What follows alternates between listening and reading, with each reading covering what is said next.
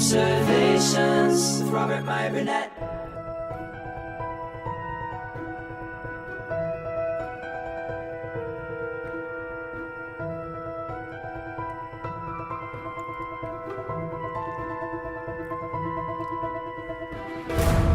Well, greetings, imagination connoisseurs. Once again, it is I, your Duke of Dope Discourse, your master of fun and wonder, your viceroy of verisimilitude, your sommelier of sci-fi and cinema, your archbishop of Banterbury, your evangelist of the imagination, your chancellor of cheerfulness, and of course, your existential Mr. Rogers. That's right, Robert Meyer Burnett. And once again, I am robcasting you imagination connoisseurs, you members of this, the Post-Geek Singularity community. This is Robservations, the show about something. Robservations episode number 663 on our march to Sunday. And the 666th episode of this show. Think of that as you will. It will be a celebration of pop culture's greatest antagonist, Old Scratch himself, the fallen angel, Lucifer Morningstar, if you're a Sandman fan. That's right, Pazuzu, the devil, however you want to call him, her, it. 666 is coming. The 666 playlist on Spotify, which is currently a work in progress, will be done by that day. All of your suggestions will be incorporated, the ones that aren't doubled up on already. So I'm very excited that everyone seems so enthusiastic about it. I wasn't even going to celebrate 666. This is something you wanted, all of you heathens, you evil, evil people, but I love it. I'm there for you. Anyway, ladies and gentlemen, boys and girls, gentle beings, kind souls, however you identify across the 28 known galaxies, today's an interesting day. First of all, I want to start out with a news story, not the topic of this chat, but a news story everyone's been asking me about, and one that is interesting. This dropped, of course, Dade Hayes dropped this one on Deadline today at this morning. At 10 o'clock in the morning. Netflix and Sony break ground with film licensing deal replacing Stars Pact, including first look at new direct-to-streaming titles. Netflix and Sony Pictures Entertainment have set a significant new licensing deal, giving the streaming giant an exclusive window for the studio's theatrical titles starting in 2022. The agreement, which replaces an output arrangement with Lionsgate-owned Starz dating back to 2005, provides Netflix with an 18-month exclusive window for Sony films. Multiple bidders had been angling for the rights for some time, with Netflix emerging the winner. Terms were not officially disclosed, but Netflix prevailed with an offer of $1 billion over 4 years, according to sources familiar with the deal. There is a degree of flux in terms of when exactly the Netflix exclusive will kick in on each film, given fast-evolving theatrical window strategies. Nevertheless, dozens of top titles are confirmed to stream there exclusively after they play in theaters and are released on home entertainment platforms. Thank God for physical media. The slate will kick off with tentpoles like Morbius, Uncharted, Where the Crawdads Sing, and Bullet Train. 2 subsequent windows will keep films circulating on Netflix as they reach other platforms across TV and streaming. In addition to the main film lineup, Netflix will also have a first-look deal for any direct-to-streaming titles Sony is contemplating and has committed to making a number of those per the official release, in reality likely just a couple a year and a minority of the studio's overall slate. During COVID-19, the studio opted to sell Tom Hanks' movie Greyhound to Apple TV, while theaters in many territories were closed. Under the new deal, Netflix would get first opportunity to release such projects. The two companies have done similar deals in recent months for films like the Kevin Hart drama Fatherhood. The companies have also had an existing relationship via an output deal for Sony Pictures Animation. The new agreement adds all other labels and genres from the studio. Select library rights are also included, as Sony plans installments of franchises like Spider-Man, Venom, Jumanji, and Bad Boys. Netflix will also be able to gain rights to prior entries. Another high-profile sequel is a follow-up to Oscar-winning animated title Spider-Man Into the Spider-Verse. The pact comes as rival studios like Universal and Fox are considering a shift soon to expire output deals with HBO to instead fill their own streaming pipelines. It is a boost for Netflix, which continues to face investor worries that it has lost key draws like Marvel and Pixar films, Friends, and The Office. It also has plenty of upside for Sony, which has no subscription service of its own to feed certainly from a revenue standpoint. Sony Pictures is a great partner, and we're thrilled to expand our relationship through this forward-thinking agreement, Netflix film chief Scott Stuber said in the official announcement. This not only allows us to bring their impressive slate of beloved film franchises and new IP to Netflix in the U.S., but it also establishes a new source of first-run films for Netflix movie lovers worldwide. Sony Distribution and Network Chief Keith LeGroy, oh man, I hate when they do that, said this exciting agreement demonstrates the importance of that content to our distribution partners as they grow their audience and deliver the very best in entertainment. Output deals, which for decades have been an economic cornerstone for studios, can net hundreds of millions a year for suppliers, but times have changed, and the once formulaic economics of pay one window have grown complicated, so many new entrants have decided to compete against Netflix. Paramount, another studio that has sold off a number of titles to third-party streaming services before and during the pandemic, in February re-upped with Epix. That pact will see the premium network hold exclusive rights to the studio's films before they move to streaming service Paramount+. Sony and Starz last renewed their output deal agreement in 2013, not long after Netflix had released House of Cards and had begun disrupting the entertainment landscape. Even deals from 5 years ago are not apples to apples, given how different the landscape is today. Everyone's asked me about, well, Rob, how is this going to affect Spider-Man movies moving forward in the MCU? To be honest, I don't really know, but I would suspect that Spider-Man is only, the deals they've struck, it's only a finite amount of time before Spider-Man returns to Sony exclusively, unless they come to another agreement. I would imagine with Sony developing their own Spider-Verse, with Venom, with Morbius, with Carnage, I guess now, and moving forward, another Miles Morales animated film, they've got a good thing going. They can have the best of both worlds if they allow the Tom Holland Spider-Man to cross over. It's advertising for Sony. I don't think, if I were to be a betting man, and I only am when I'm playing blackjack, but if I was betting, I would say that probably Marvel will continue their deal. They'll make some other deal, maybe on a couple of film basis with Sony, because it's good business for Sony. It's a way to develop their own Spider-Verse, which I don't see them giving up anytime soon, because why? What I love about this is it's going to allow Sony, the way I look at it is, if Sony's going to make direct-to-streaming movies for Netflix, using their studio apparatus, they can bring in bigger talent. They can make mid-level movies, such as movies like, I look at a movie like Without Remorse, Tom Clancy film. Even though it's Paramount, it's going to Amazon, but if Paramount Plus was already in place, they would have sent it to Paramount Plus and Epix. But a movie like Without Remorse, which in the current studio system was not going to really get made and distributed, even though Paramount made it, and maybe it's a Tom Clancy movie, so that maybe not is the best example, but a movie like The Old Guard, that Charlize Theron was in, that was on Netflix, obviously. I'd love to see Sony be making $30 to $50 million movies, direct-to-streaming movies, but not exactly direct-to-video movies that have a good pedigree, and we're hopefully going to get more and better movies for streamers. That's what they want.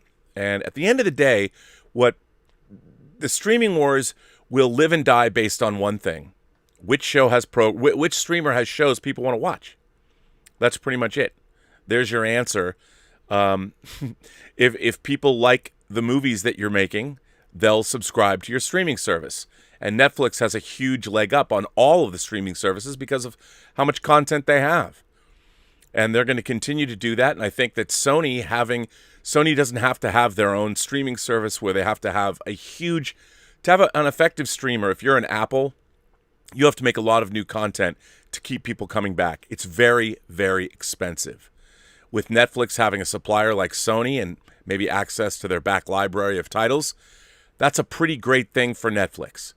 And if Sony's going to continue to make first-run A-list films, and Netflix is going to get those, well, like this article said, it makes up, maybe not for everything they've lost, like the MCU and things like that. Well, when you're getting Morbius and you're getting Carnage, or there will be Carnage, Venom, there will be Carnage. If you're getting more stuff like that, it's not so bad. So in a way, I think this is good for Sony. I think it's good for Netflix.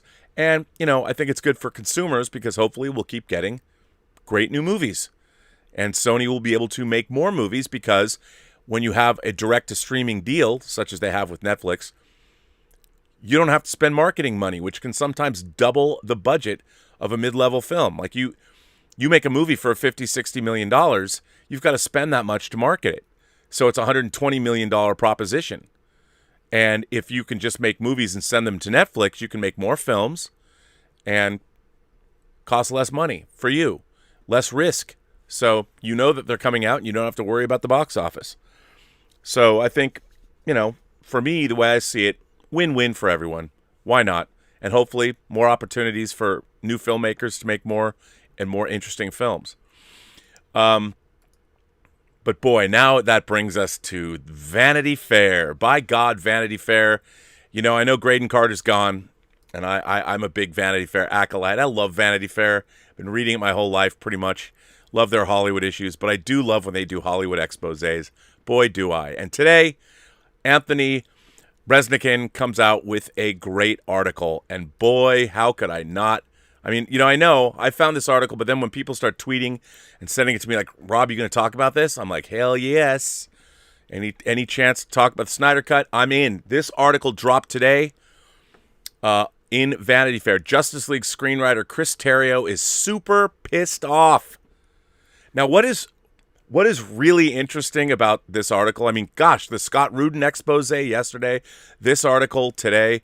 I don't know in the long run if it's very good business for everybody, but it's interesting that people are now speaking out against more and more against the bad behavior or the ridiculous bottlenecks and loggerheads or whatever they have to deal with in studios.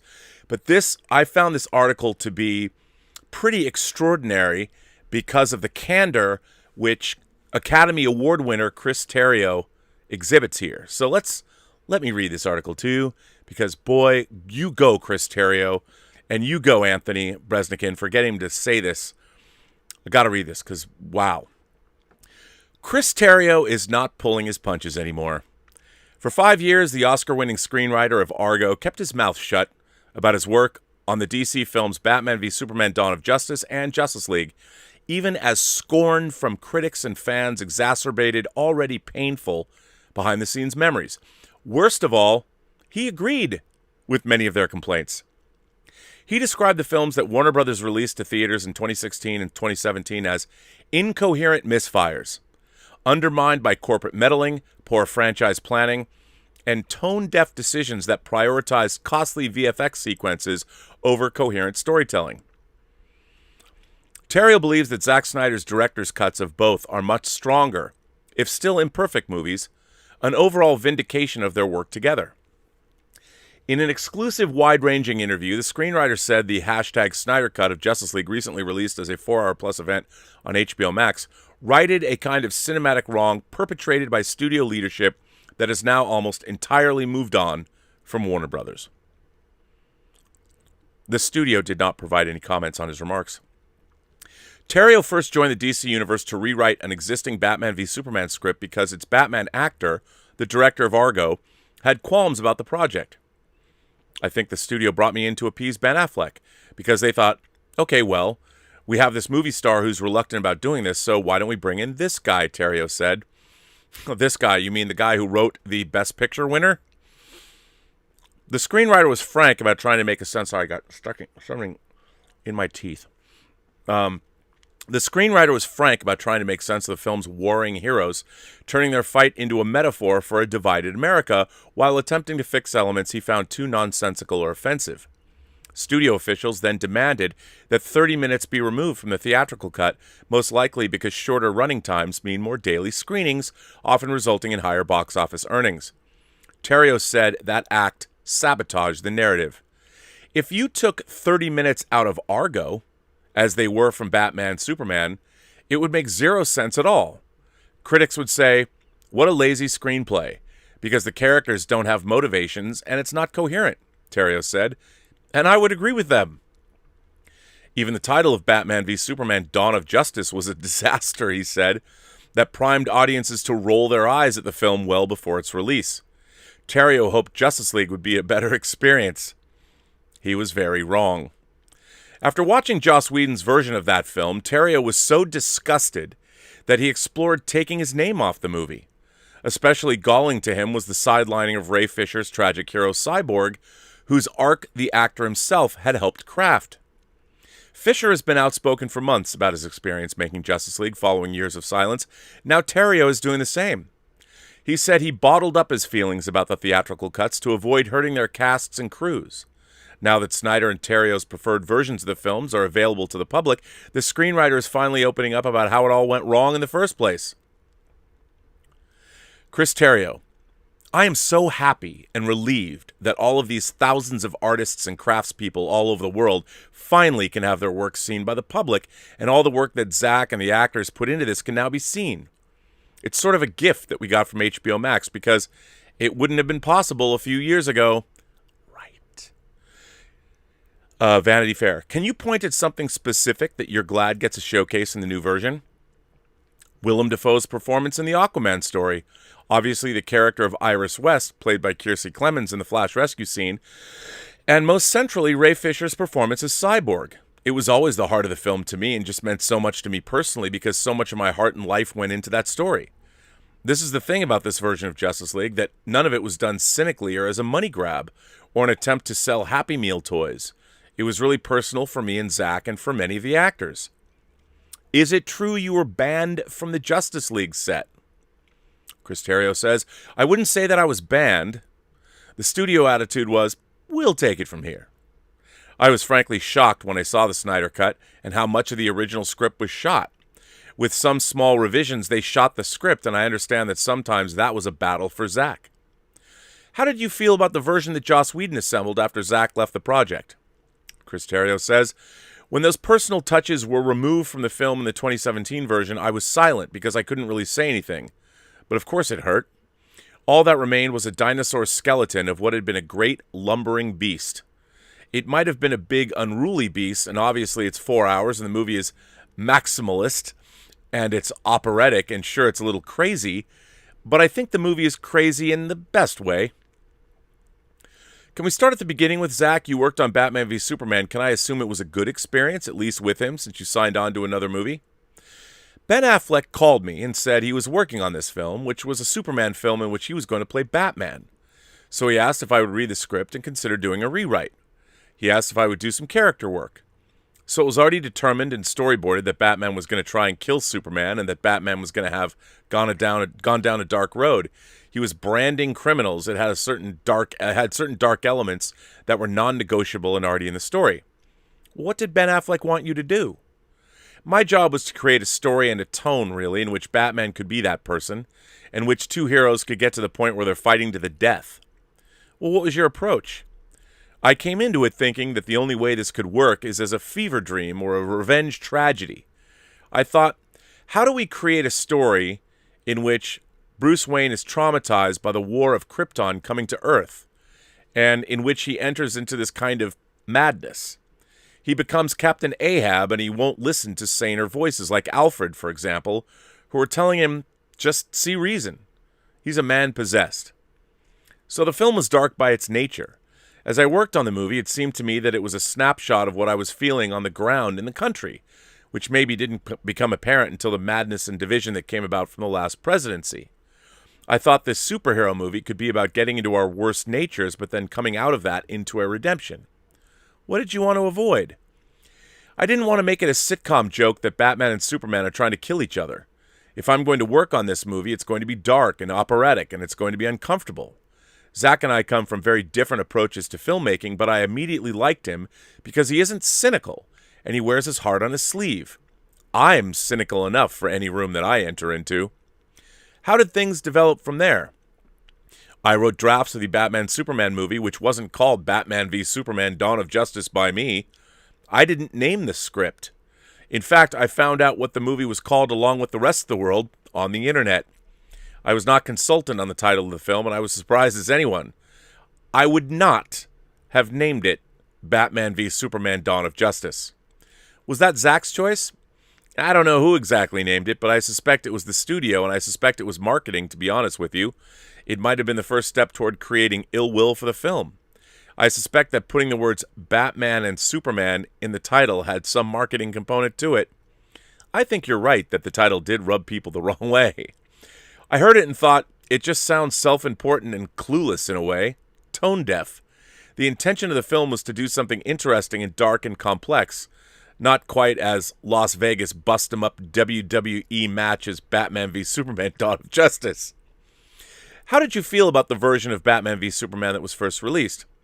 I was proud of the script when I completed it, but it turns out that when you remove the 30 minutes that give the characters motivation for the climax, the film just doesn't work. As we learned from the two versions of Justice League, you can't skip on the character and think the audience will give a shit about the VFX. The stuff that was later restored in the extended version, I guess it's called the Ultimate Edition. Ultimate Edition. It's line missing. So this house of cards that had been built in order to motivate this clash between America's two favorite heroes made no sense at all. That what happened with Batman and Superman, that's what happened with Batman and Superman. The movie was always going to be dark. There was always going to be people that just didn't want to see that version of the comic book world, and I get that. But what hurt was the criticism that the script was not coherent, because when I turned the script into the studio, which they, by all accounts, were happy with, it made sense. What was your relationship with Zack? Good. I have nothing whatsoever bad to say about Zack. He has a skill set that I don't have as a visualist, and he has a contagious excitement that when you describe a scene, he almost can't contain himself and he just wants to go draw it or paint it. Zack never for a second turned his back on me or doubted my work. After Batman Superman, many of my Hollywood friends just stopped talking to me because they sort of thought that somehow I was complicit in this very public failure of a studio film. You learn pretty quickly who your real friends are and who your air kiss Hollywood friends are. Zack could not have been more supportive and never stopped believing that together we're going to create this big epic DC world. How did you feel when that journey ended prematurely with Justice League's upheaval? I went into such depression when the film was taken away and rewritten, but I didn't even feel entitled to be depressed because Zack and Debbie, Snyder, his wife and co-producer, were dealing with their family tragedy. Measured against that, losing the film that you wrote seems like nothing at all. But it did hurt. It hurts to think I cared so much about these characters and I worked on nothing else for a very long time. Do you feel like the title and the cuts for length made it harder for people to appreciate things that did work in Batman v Superman? That's exactly right. The audience has to know that they're in good hands. The minute that you lose them from a story point of view, they lose the desire to look at it generously. Once the critics decide a movie is incoherent, it's just a pile-on. Then they attack everything. There's a line at the beginning of the film where a warlord says to Lois Lane, "They didn't tell me the interview was with a lady." And Lois replies, "I'm not a lady, I'm a journalist." So one reviewer held up this line as proof positive of my stupidity and my ability to write Lois, or to write at all. Well, the character of Lois in the movie was inspired by the journalist Marie Colvin, who was of course killed in Syria. She was one of the most intrepid journalists who ever lived, in my opinion. And there's a story in Vanity Fair, Marie Colvin's Private War by Marie Brenner, and the line that Lois says is almost exactly like the line that was in that article, where a Chechen warlord said he wouldn't shake her hand because she was a woman. Marie Colvin replied, "There is no woman in this room, only a journalist." So that line was my tribute to her. But then the pile-on, a line like that is held up as proof positive that I don't understand either women or journalists or human beings, and that I'm a shitty writer. That was the climate in which the film dropped. Anything and everything was attacked because the reviewers questioned the motives behind the film. And to some extent, I don't blame them. The marketing promised this mindless fight movie, and any attempt to make something real or complicated was just met with anger and vitriol because the audience didn't assume good intentions. Another complaint was that Snyder's DC films were too grim and heavy. Did you feel blamed for that? The studios seemed to take this position after BVS that my writing was too dark and that this was their problem. But what they didn't mention was that, for example, in the draft of Superman Batman script that WB had developed, which was the draft I was handed when I joined the project, Batman was not only branding criminals with a bat brand, he also ended the movie by branding Lex Luthor. That again was a point over which I explicitly went to the mat with the studio again and again. I argued that Batman cannot end the movie continuing this behavior, which amounted to torture, because then the movie was endorsing what he did. What was your argument to them? It's one thing if Batman begins the movie as a dark version of himself whom we don't recognize, but he has to see the error of his ways and remember his better self in the course of the movie. By the end of the movie, he needs to be the Batman we know, and he has to be ready to go create the Justice League. Otherwise, I said, what was the point? What else did you push back against?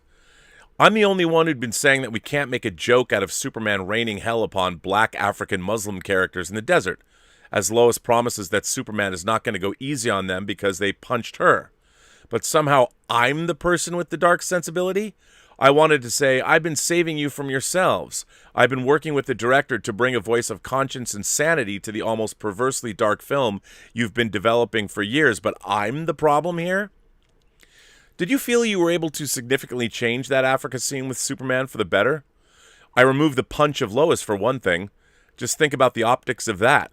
I was able to add material to the film and ask the movie to grapple with what that battle meant, so that it didn't seem like a casual scene of Superman intervening in this way without reckoning with the consequences of intervention. I placed that in the context of a moral question. Superman says, think of what could have happened, and Lois says, think of what did. The sequence that takes place in the fictional African country called Nairobi, and there's a manipulation happening with Lex Luthor and his American mercenaries trying to provoke conflict and frame Superman.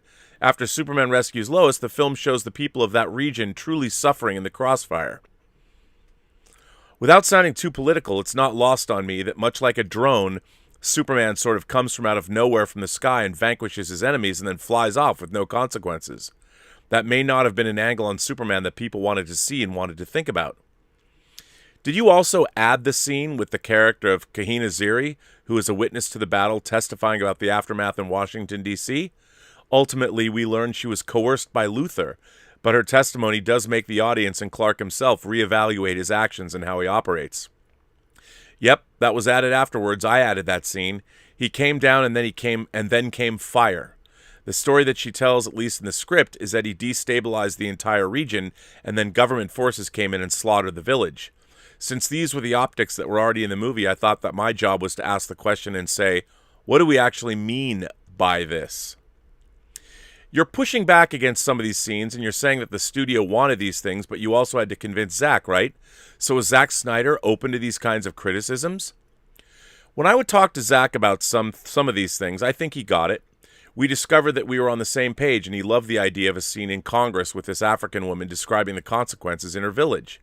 He right away sparked to that and got excited about casting that character with actor Wanumi Musaku, now known for Lovecraft Country, and thought she could be a very important character for the movie, a very important character. So Zack was quite open to all of this stuff, and I thought the studio was too. Why weren't they? Later, when I realized that so much of the plot was going to be cut, I began to think, well, they didn't really want this kind of story. The last things to get cut out are always the stunt scenes and the special effects scenes because they cost so much. By the time they're all in there in the assembly, enormous amounts of money have been spent on every frame. So when you're looking to cut time, the things that get cut out tend not to be the big special effects sequences or the fights or the stunt sequences. The things that do get cut out are the nuance. Yeah, the scenes that actually give meaning to those bigger action sequences. I think that's a problem not only with this film, but I suppose for all tentpole films. Given your concerns about Batman v Superman's structure you inherited, why did you sign on to Justice League? I agreed to write Justice League because I wanted the chance to write these characters with the love and hope after getting through the darkness of Batman v Superman. The end of my version of Batman v Superman includes Bruce seeing the error of his ways and promising to change. It's the return of conscience after an ethical nightmare. And in Justice League, Bruce does do better. After Batman v Superman came out, the critical reaction was negative and the box office was underwhelming. Justice League was about to begin shooting. What was the atmosphere like then? There was a mood of fear at the studio, no doubt. My impression was that people in boardrooms started making the decisions, and they were decisions based on arbitrary metrics that had nothing to do with the stories that were being told. What gave you that sense? Right before the time of Batman and Superman, I was asked to attend an event in New York where the cast and filmmakers were paraded in front of a room of investors at Time Warner Center. I guess to convince them that their money was in good hands. What happened there? These guys were in charge because they controlled the money at the very top of the pyramid. They were making big decisions. Not the film executives we're talking about, but Wall Street guys. One guy, who I can only describe as the man whose central casting sends you when you're trying to cast douchebag number one, pulled me aside and started telling me how to write Batman. I'm not naive. I know that if you don't want to have any back and forth with the money people, then you should write poetry, because you don't need hundreds of millions of dollars. But something about the distribution of power at that time seemed off to me. It was removing even the pretense that capital wasn't calling the shots. What impact did these studio tensions have on your writing? I rewrote Justice League to lighten the mood a little bit, which became the Zack Snyder Justice League. That's a slightly lighter, less dense version of the script, which I was fine with. I'm sane, and I'll play ball with these kinds of notes. So Zack Snyder shot your version of the script. What happened after his family crisis led him to leave the project and Warner Brothers brought in Joss Whedon to rewrite and reshoot? When the movie was taken away, that felt like it was some directive that had come from people who are neither filmmakers nor film-friendly. The directive to make the movie under 2 hours, regardless of what the movie needed to do, and to make the colors brighter and to have funny sitcom jokes in it. Zack told me it was then Warner Brothers chairman Kevin Tsujihara's mandate that it be under 2 hours and more comedic. Yep, that's what I heard also. I never had anything direct with him. Tsujihara, as far as I can tell, and the brass at the very top, decided the order of the films. I was not consulted on the order of the films, even though I was the person writing Justice League. They just determined that it was going to be Batman, Superman, and then Wonder Woman, and then Justice League, and then Aquaman. So there was never any thought to how the world was constructed before they issued this edict. They said, conform to this schedule. Explain how that complicated things. The Wonder Woman script wasn't even finished when I wrote Justice League, so I had no basis to write Wonder Woman other than Batman, Superman. Themyscira didn't even exist. I was never shown anything on the page for it. I didn't know whether people could talk underwater. That was a thing I had to ask because I didn't know if I could do underwater scenes with Aquaman and the Atlanteans. It was all just from scratch because there had been no solo character films. So Justice League needed to establish 3 of the characters. It had to create a long game mythology for the DC universe. It had to resurrect Superman because he was dead at the end of the last movie. I just don't know how you could do all of that in under 2 hours. Maybe the 2017 release proved that you couldn't.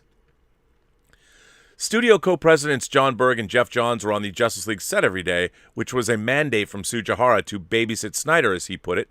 What was your relationship with them?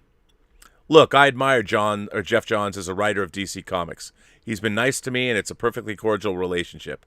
As an executive, you get into very thorny territory when you have a person who's a writer who's also making executive decisions and sitting in the chair where on other films the writer would have been. So I think it's miraculous that Zack shot as much of my script as he did, because I know there was constant pressure to simplify, to change, to do whatever it is that the studio wanted, because there were rumblings that they didn't want this version. Did you have any interactions with the actors?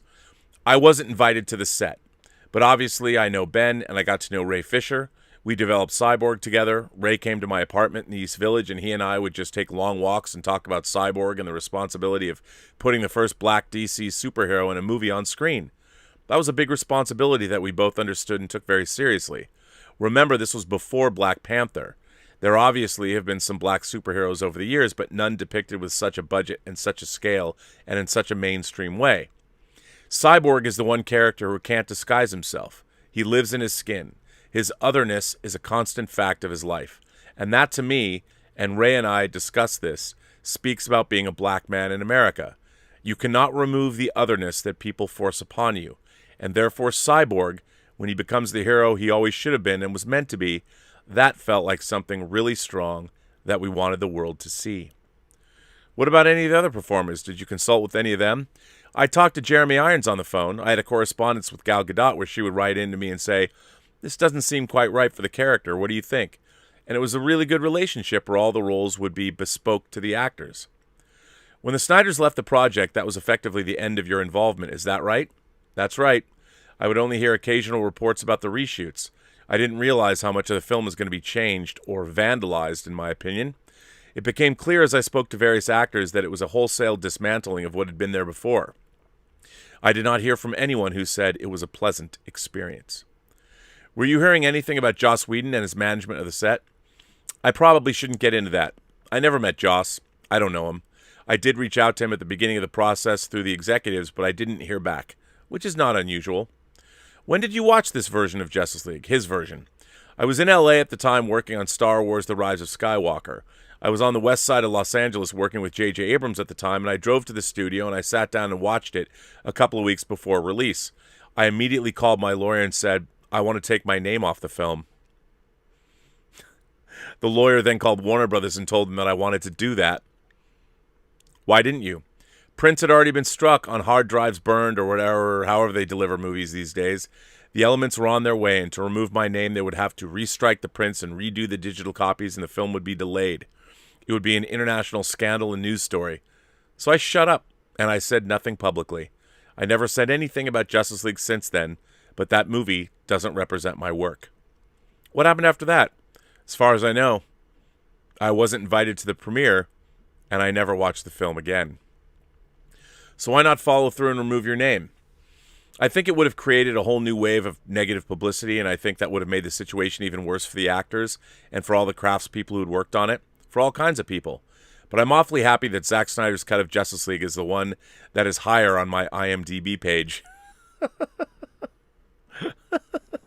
Something that was this big and prominent then, so widely derided, it kind of poisons your reputation, doesn't it?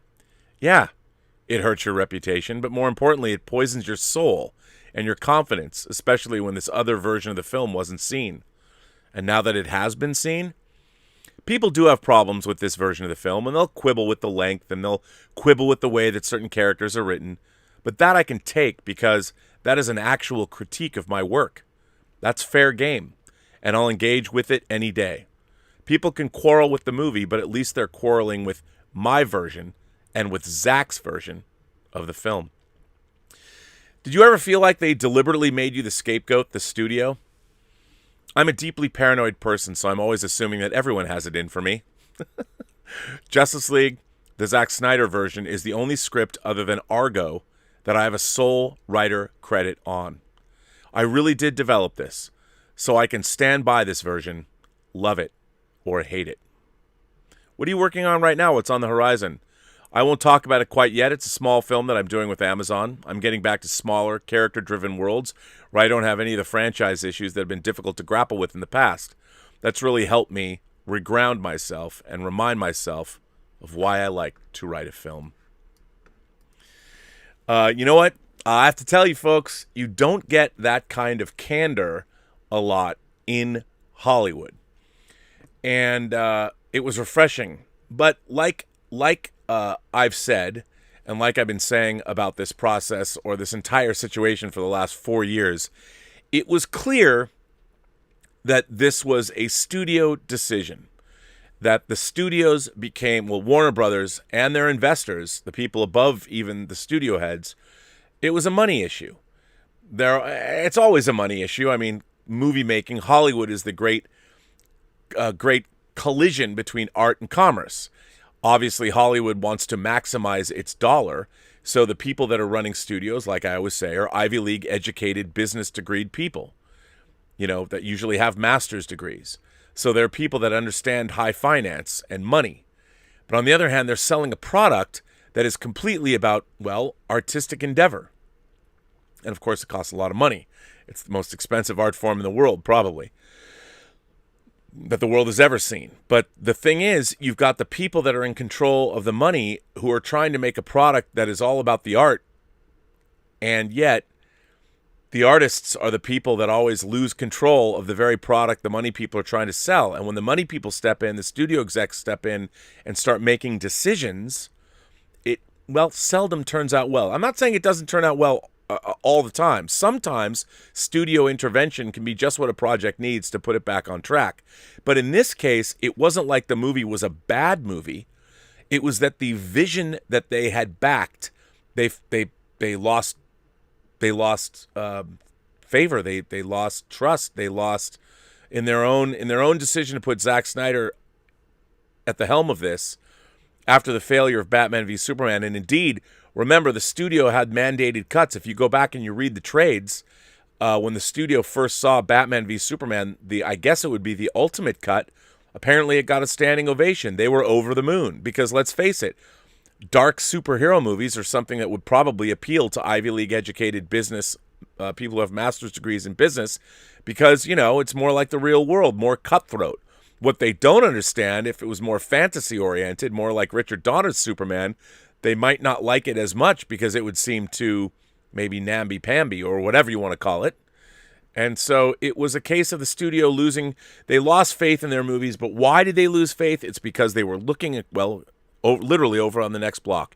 If you walk out the Hollywood Way gate of Warner Brothers, Gate 4, if you go to Gate 4, you know, you're Gate 4? Gate 4? Gate 4 is the Hollywood Way gate. Hollywood Way gate. You look out the Hollywood Way gate, and you literally are looking at a Disney executive building. And if you turn right, and you go down Olive Avenue and turn on Alameda, you get to Disney in about 3 minutes. So literally what they were doing was competing with their rivals, which was Disney, that literally surrounded Warner Brothers. So that's what they were doing. They were expecting just generically that all superhero movies should be doing the same kind of business, with a complete lack of understanding at an executive level of what the differences are. What does Marvel have that Warner doesn't have? Well, as we always have said, I've been saying this now since I started on Collider Heroes. April 14th marks my 6th year on YouTube. April 14th is my anniversary on YouTube, which is what, 6 days away?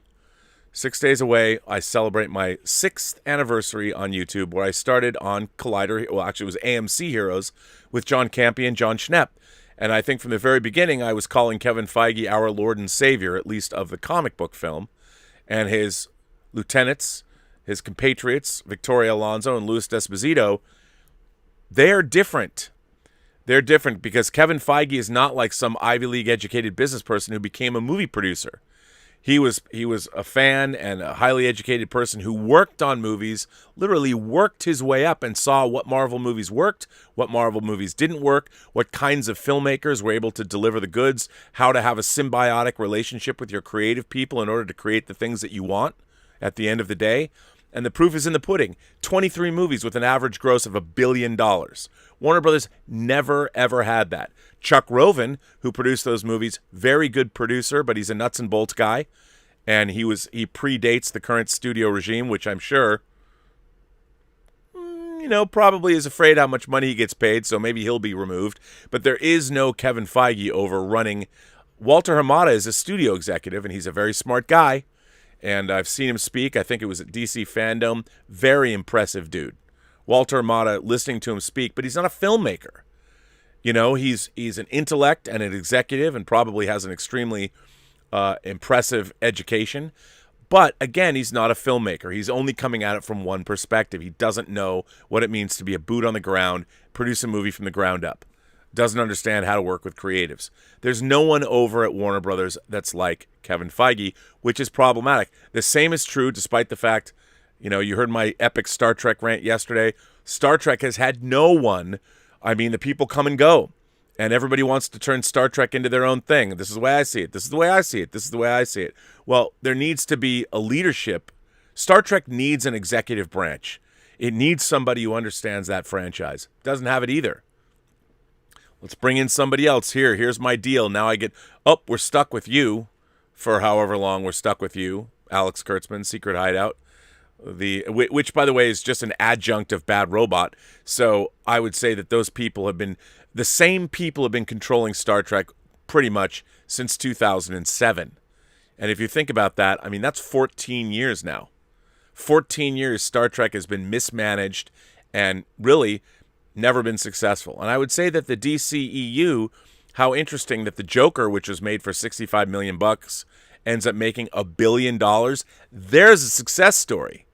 What is it about the Joker? Was it because you gave autonomy to Todd Phillips, the director? Why'd you get where's the epic win? Why did that happen? James Wan turned in a crazy balls to the wall fantasy epic in Aquaman. I'd love to know, what did the studio, did they just have hands off? Like, oh, okay, you've already made us a lot of money, so we're our trust in James Wan, and he delivered something that I can't imagine the studio was like, oh, we love this. I mean, maybe they did. Maybe I'm wrong. But I would maybe behind closed doors, people are like, this is some crazy fantasy shit. Are we going to go that way? And hey, $1 billion. Patty Jenkins, Wonder Woman. Now, Patty Jenkins, I like Patty Jenkins. I was a big fan of Monster. Wonder Woman was mostly developed when she came on board Wonder Woman 1. So she was given what was there and sort of took over, and a lot of that development had already happened. So I'm not saying that she didn't contribute. Of course she did. Her and Gal Gadot's relationship made Wonder Woman what it was. But a lot of the heavy lifting for Wonder Woman had already happened before Patty Jenkins came on board. Because remember, the first director left and Patty Jenkins came on. So, different strokes for different folks, I guess. But still, when it comes to this, you read what happened from Chris Terrio's own mouth. And I think the reason he felt he could talk this way is because he already wrote an Academy Award-winning Best Picture in Argo. So it's like, you know what? I can say whatever I want now. Winning changes everything. So it was really interesting to read this story. And I think, look, unfortunately, studio movies are way too expensive now. Every tentpole property is $200 million. You're working in these comic book movies. At least Warner Brothers is still making them. You think they might have given up, but they didn't. It'll be interesting to see where James Gunn's Suicide Squad leaves them. I think Suicide Squad's going to be a real litmus test because James Wan delivered his auteurist vision of Aquaman. Todd Phillips delivered his auteurist vision of Joker. Now James Wan is delivering his auteurist vision of Suicide Squad. If it works, I think that what Warner Brothers should do is lean more heavily into auteurist visions. When I say that, I mean filmmakers who have a singular vision, and let those filmmakers, it seems like what they're going to want to do. Those filmmakers are allowed to deliver their singular visions of these characters. And in which case, at some point in the future, if they want to put those characters together again in a movie, maybe they should allow, if it's not Zack Snyder, another auteur to bring their singular vision of what a Justice League movie might look like in the future. It'll be interesting. I think Suicide Squad's going to be a real litmus test of which direction the DCU is going to go into. Black Adam's going to be something that we're also going to get an auteurist vision with. And it's interesting. It's fascinating. And for me, as a moviegoer, all I care about and all you should care about, none of these behind-the-scenes shenanigans should matter to moviegoers. Because we like to talk about them. I like to talk about them because working in the industry, I like to see where things are going. And I learn. But most of us, all we have is the finished product. All of these behind-the-scenes shenanigans, when something happens, when we look at a Justice League movie that's clearly compromised, you wonder to yourself, well, why did they allow this to happen? And when you have, as this article really does a good job of showing you, when you're making a movie, you'd think with a studio that you'd allow the filmmakers to make the movie. No, you can't, because the money is coming from many different concerns. There are many forces that are much larger than the filmmakers, much larger than the studio heads, that go all the way to Wall Street. That's when you have to go to a meeting and let some Wall Street guy, hedge fund manager is worth billions of dollars, tell you how to write Batman. Because, money talks, bullshit walks. So it's a weird business to be in. It's a tough business to navigate, and there's always going to be this collision of art and commerce. What you want to be is someone like Kevin Feige, who knows how to deliver the goods. He understands.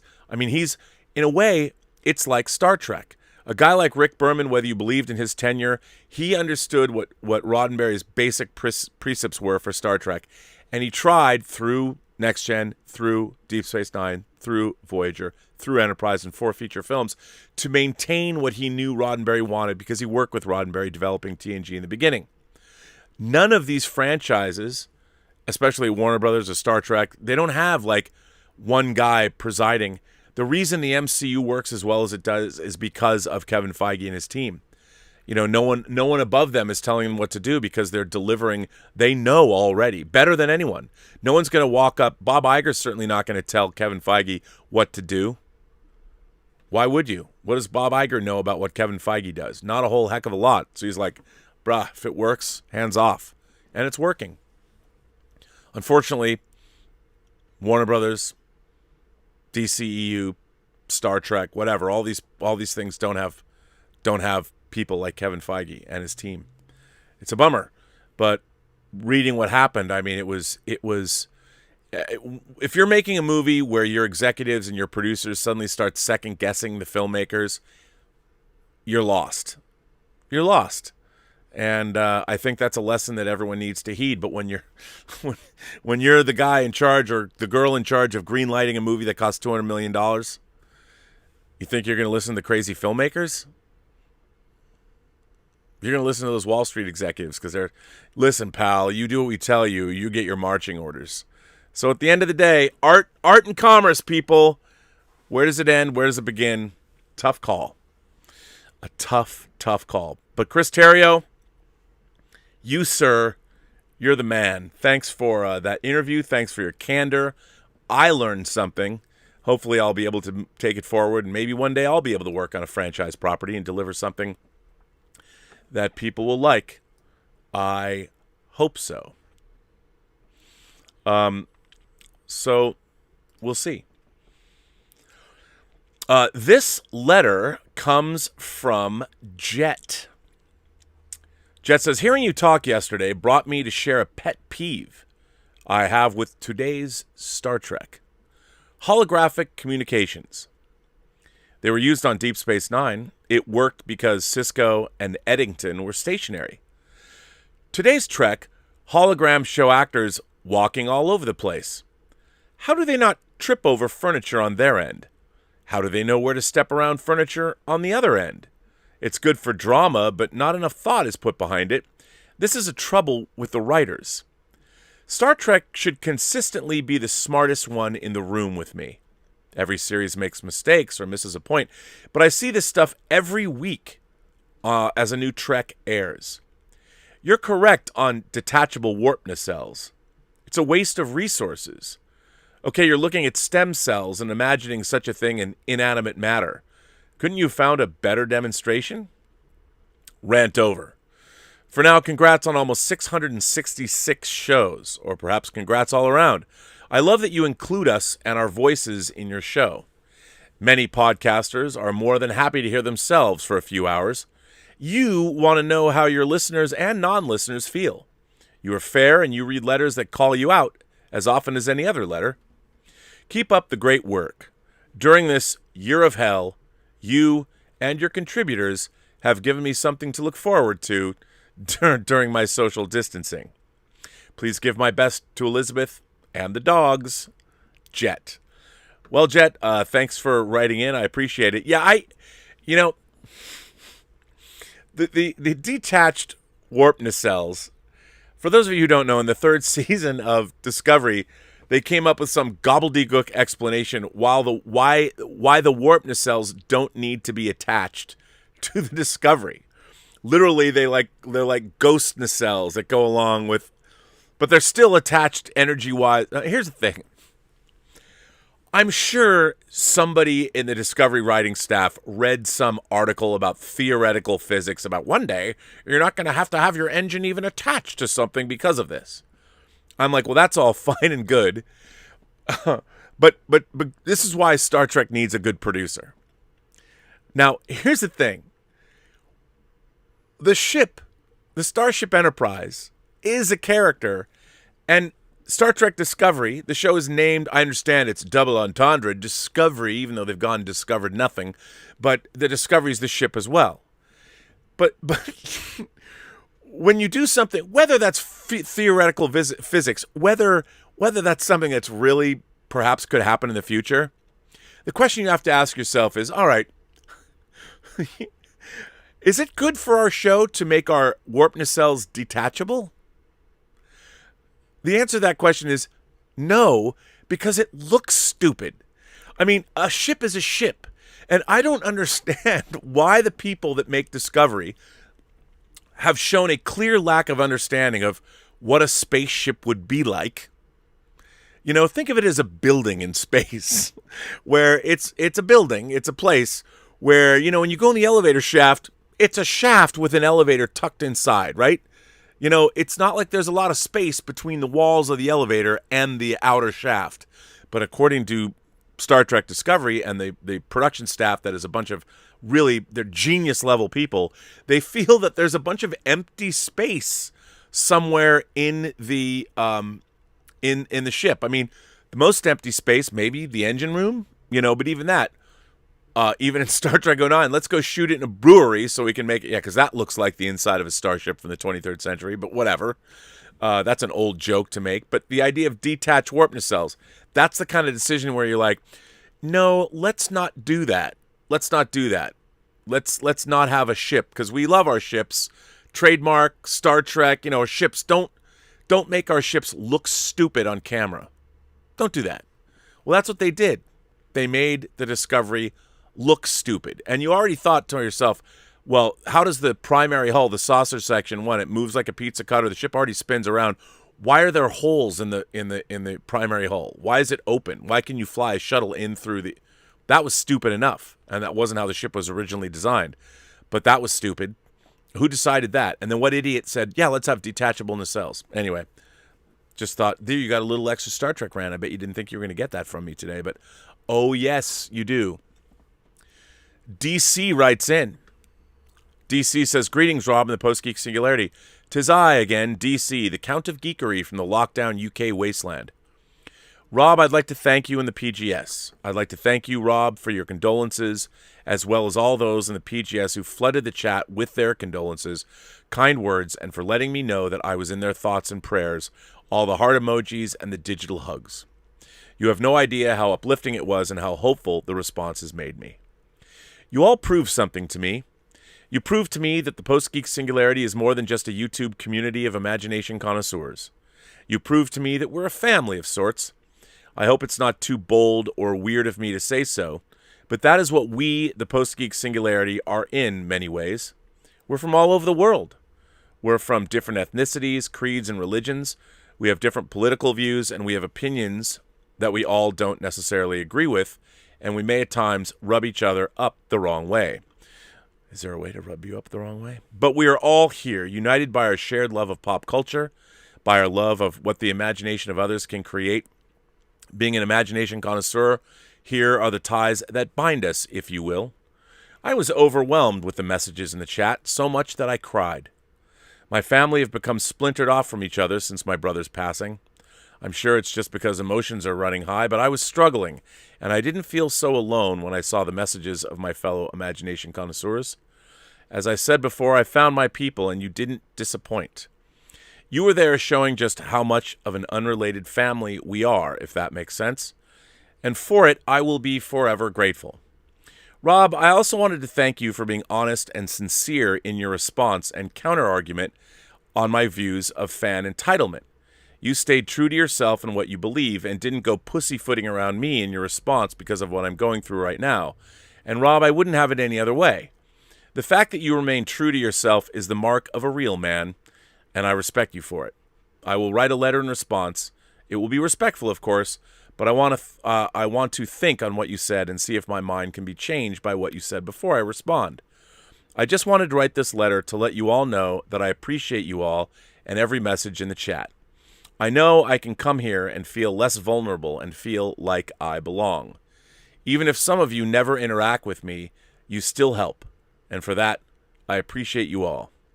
You're all legends, and it's an honor to be an imagination connoisseur, and it's an honor to call you my brothers, sisters, and non-binary siblings in geekery. I hope this community, this family of sorts, never changes. Stay safe and look out for one another. Together, we are one. Together, we are the PGS. May the Force be with you, always. DC, that, of course, lost his brother, and wrote in about that, and again, my condolences, and I'm very glad that this community was able to offer some comfort. You know, I would like to say something on a personal note about this community.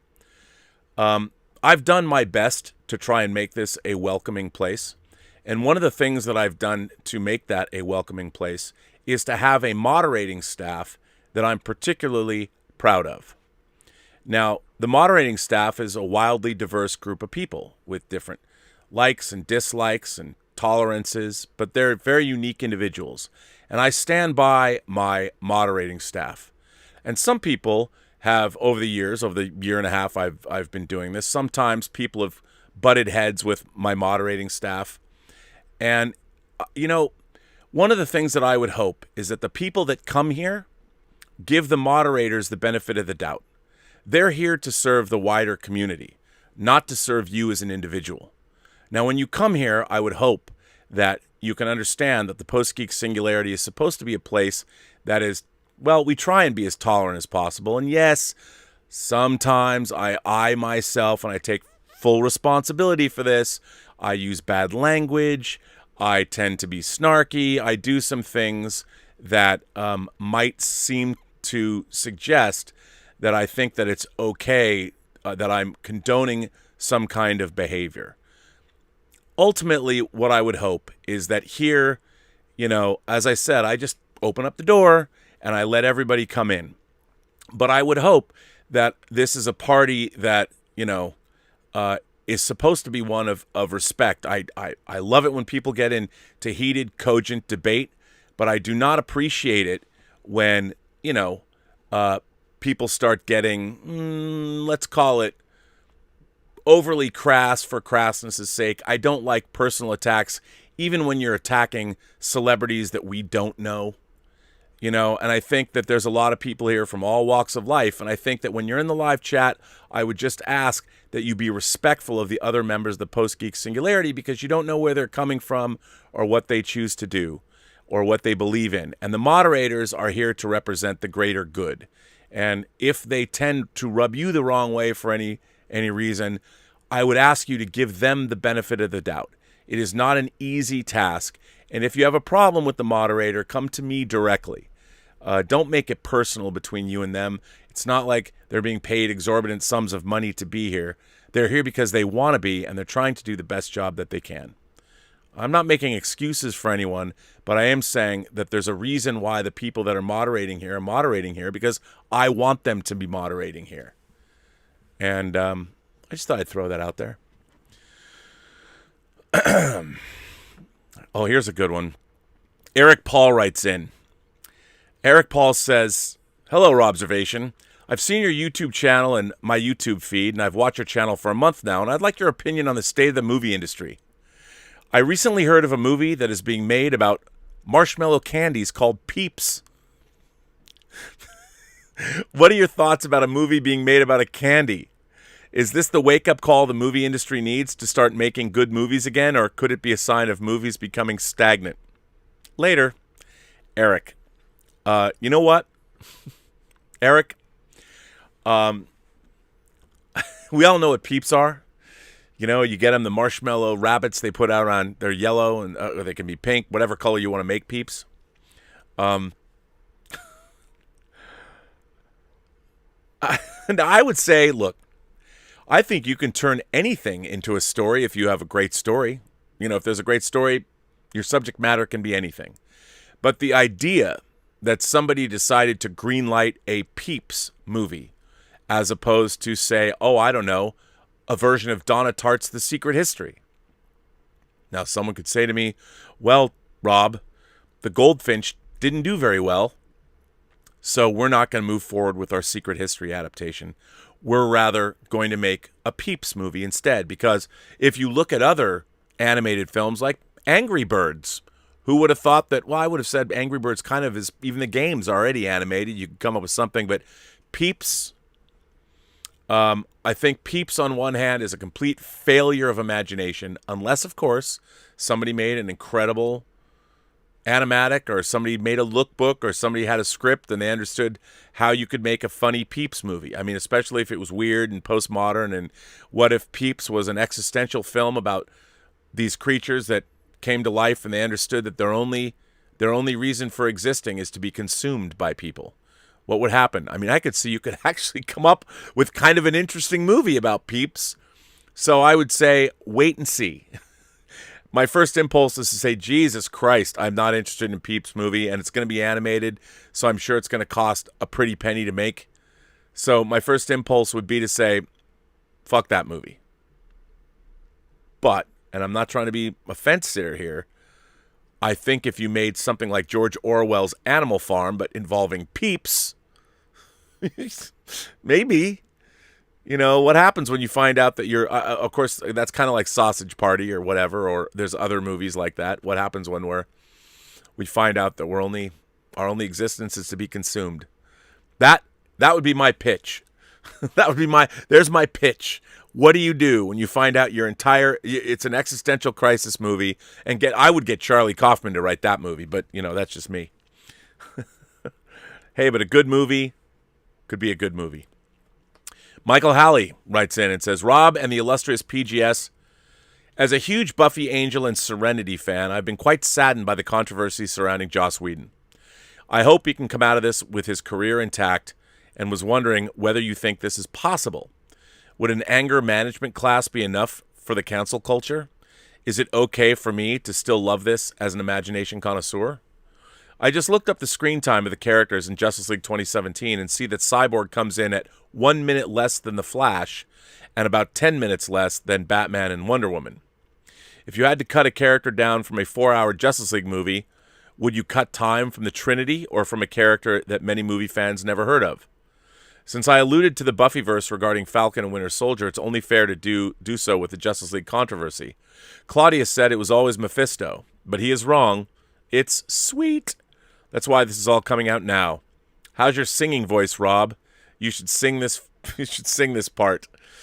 Oh, what a lot of fun. You guys have been real swell, and there's not a one who can say this ended well.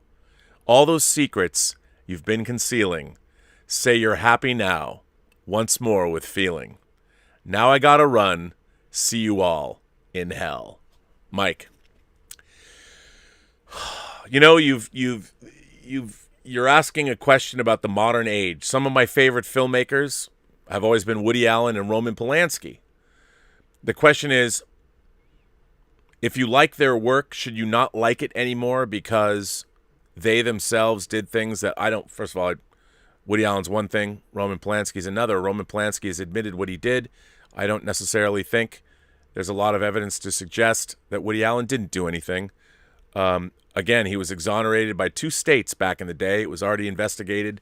Nobody seems to remember that anymore, but okay. Look, art is art. I think art exists outside of the creator. That once it's been created, people compartmentalize their lives. You know, it depends. If I can... to me, Joss Whedon is more of an asshole than anything else. Yeah, he had affairs on his wife. He was probably a pretty... I don't know if Joss Whedon... He always looked to me like... Joss Whedon, even in his younger days, looked to me like he was a guy that I went to college with at the Evergreen State College, who always smelled of patchouli. He sometimes slept in his clothes. He was wearing Birkenstocks all over campus. He'd have great conversations in college because he was smart. And at the end of the day, he got himself into a position based on his intellect and his talent where he's running a TV show, and there's a lot of hot girls in that show. And like many a man before him, he might have been bamboozled by or ensorcelled by all the pretty girls. And I'm sorry, our biology is a powerful thing. Does that excuse his behavior? No. But the pressure of putting on a daily and sometimes multiple daily shoots, such as Buffy and Angel being made together, I keep going back to the Chris Rock comedy routine. I ain't saying he should have killed her, but I understand. I mean, is that an excuse? No. If you're an asshole or you're a murderer, there is no excuse. And especially if you're committing atrocities against other people and you get caught, you deserve to burn in whatever singular hell you find yourself in. You do. But on the other hand, the work that was created, do I think that when people are locked away and the key is thrown away, or maybe they're sent off, shuffling off this mortal coil, do I think that the work should be suddenly pilloried, especially movies and TV shows? No, because remember, that work represents sometimes hundreds, if not thousands of people's work. Now, while the person who helmed it or created it might have turned out to be an irredeemable, unrepentant, or damned human being, the work itself, unless it's like a painter and it's a one man or one woman who created this, I think you've got to give movies and television shows a pass if you like them, because they represent the collective talent of many, many, many, many, many, many people. And I think that that work, the work of many people, should not be thrown into some dungeon and locked away forever because somebody who had a lot to do with the creation of that material turns out to be a fuckhead. But I know it's a tough one. It's a tough one. And people compartmentalize their lives. You know, people can be sweethearts in one area, and it turns out that they might be good fathers or good husbands. Yeah, but they're a serial killer, too. I mean, it's hard. People are weird. People are infinitely complex. Human beings never cease to amaze me. But it's a tough call. What it really comes down to is how you are. Can you disassociate yourself from the work? Does Buffy the Vampire Slayer no longer mean what it's supposed to mean to people because of Joss Whedon being a dick? I don't think so. I mean, think of the performances those actors deliver, the scripts that other people wrote, all the work that the technicians did, and the crew on every one of those episodes that worked those horrible long hours to make that show. I would hate to think that all of those people, your work, their work, that you would never enjoy it again. But that's just me. What do you guys think about that?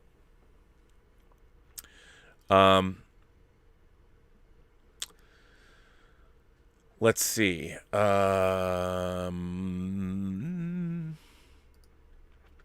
that's for episode 666. This one comes from Pasty Coppertop. RMB, hello again. Great time on Saturday. Love listening to all the folks there. Pasty Coppertop was talking about our members-only Zoom call for those members of the channel, where we do bi-monthly, so we do 2 a month. Bi-weekly, so every 2 weeks. Bi-weekly Zoom calls where members can call in. We get to see your faces, and we have a chat, which is a lot of fun. And we're going to do one a week from this Saturday. R&B, hello again. Great time Saturday. Love listening to all the folks on there. I'd like to think of myself as a positive guy and a glass is half full type of person. But I have to say, I'm not as optimistic about the future of theaters. I think that as theaters start to open and people get vaccinated and comfortable, they will get a great crowd. But after the phase of just getting out, I think it will eventually wear out. I don't remember if it was you or John saying that people want that communal feeling of a theater. Unfortunately, I think in my experience, society is not as communal as you think. I can't count how often I see people just pull into their garage and I never see them. Front porches with ocean views with no one on them to say hello. Maybe I'm nostalgic looking for a front porch swing and someone to wave to, but, well, I'm not even old. I hope I'm wrong, but with 70-plus inch TVs and high-quality sound systems, people are far more apt to just stay at home. Big IPs will be fine, but the more niche IPs and non-blockbuster movies maybe hurt the most. The Loki trailer looked fun. To me, it looks like they'll have alternate timelines that he needs to clean up, but what it may be setting up is a way to reintroduce some of the main characters back into the MCU. Not necessarily to star in solo films, but to bridge any gap there may be with the new phases. As always, great job out there having your own thoughts. I appreciate that. I know I'm getting an enthusiastic observation and opinion from you. Not just some hate or love because your friends or colleagues think the same way. Thank you again for your time, Kevin. First of all, thank you for the kind words. But I think, look, I do think, especially when you're young, going out, people like going out.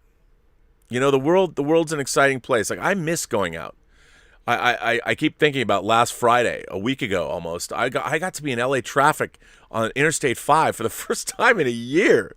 I was like, wow, there's traffic still. I mean, I was afraid that no one's going to ever go out of the house again, but it was like real bona fide traffic. It was like you couldn't get into the Trader Joe's parking lot, especially the one in Silver Lake. And if you can't get into the Silver Lake or Trader Joe's, I mean, then things are getting better. That's an LA thing. A lot of people are like, what is that? What? You know what that Trader Joe's is like. It's fucking horrible. You can't go there on a weekend. It's like, God damn it. I do think people want to get out. And look, I agree with you. I live in LA. I never know my neighbors. Sometimes I've lived next to people for years. I don't even know them. We've lived here in this house. We're coming up on year 4 living here. And it's like, we do wave to the neighbors. We see them because they hang out outside. We're like, hey, people have front lawns and things. And, but I say hello and we walk the dogs and we walk through the neighborhood and you nod at people and stuff. But I agree with what you say. I mean, I don't think there's enough of a sense of community, but I do think, look, if nothing else, people want to go out into environments where they can share. look, even if you don't know the people that are in the theater next to you, it's certainly better to go into a movie and have an audience respond with you, because you can still feel them and hear them. And, when you see a film that has a rousing climax, such as an Avengers Endgame or an Infinity War or something like that, or, Creed, or pick your movie, an animated film that everybody laughs at, like a Shrek. Can you imagine seeing Shrek for the first time? Well, I guess a lot of people have, but you got to go to the theater and see these movies and have that collective laughter together. So I think that even after the pandemic, as good as our TVs are going to be, I got a wall of physical media over there. I still like to go to the movies to see movies for the first time. But, we'll see. You might be right. I don't know, though. I'd like to think that it'll come back. I'd like to think, though. So. Michael Preston says, hello, Rob and the Post-Geek Singularity community. I'm writing this letter about my new 4K Blu-ray copy of the original 1978 Superman. Let me start by saying the transfer was okay. However, the movie became maybe a little too clear. Some of the flying scenes look like cardboard cutouts and reminded me of when I got Star Trek the Original Series on high-def Blu-ray. You could clearly see the stuntmen fighting. Don't get me wrong, I love Superman, and totally worth the few treats of the movie were, totally worth it, worth the buy. And a few treats of the movie where I noticed John Ratzenberger was in it, and I laughed when I could clearly see the woman next to the wrecked cars was clearly a mannequin.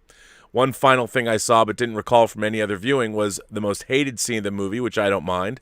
I never noticed, or maybe it was a director's cut, that Jor-El tries to warn him in the clouds not to interfere or turn back time, which he clearly ignores, but I thought this added scene made it much better. Maybe I just don't remember the cloud scene and I'm mistaken. Well, thank you for all your time and live long and prosper. Well, Michael, yeah, that was something when movies were being made. They never thought we would have this kind of clarity available to see. And I think this is it's a pitfall.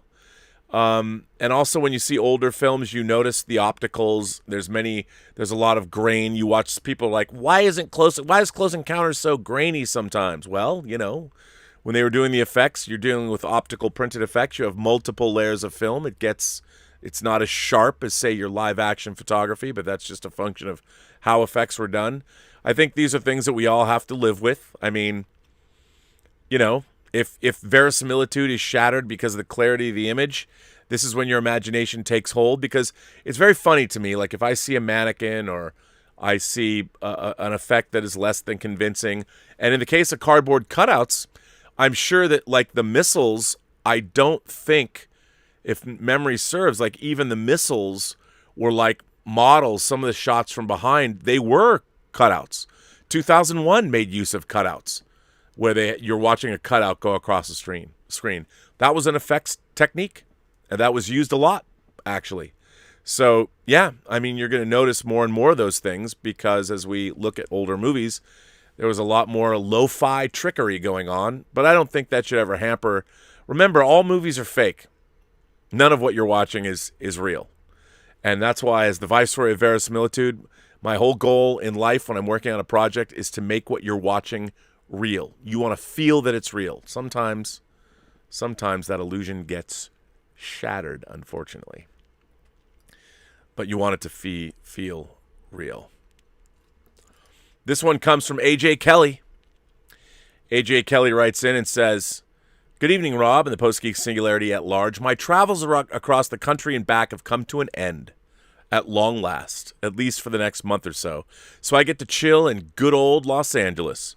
As a result, I've been able to catch most of the shows and even chime in the live chats, at least at the tail end, to say yo to everyone. That being said, as the resident metal punk weirdo around here, I am chomping at the bit to see what you have cooked up, if anything, for the looming 666 Devil episode of Robservations. I am writing this directly after having watched episode number 662, and I must say that a few of the topics stuck right out to me in the best of ways. Your personal take on weed, MDMA, and cocaine usage. I must say I cannot blame you. I would never dare to tell the story about how in 2003, upon having just moved to Los Angeles after an evening out, I ended up in a car with a guy and a gal whom I just met on our way to a party. But first, they had to make a quick stop in Van Nuys to purchase something or other. cut to me calling a coworker at 3:41 a.m. due to the fact that I had no idea where Van Nuys was at the time in relation to Burbank, a decade before Uber. Number 2, yet another Star Trek rant. This is not a criticism, as I am with you on this one.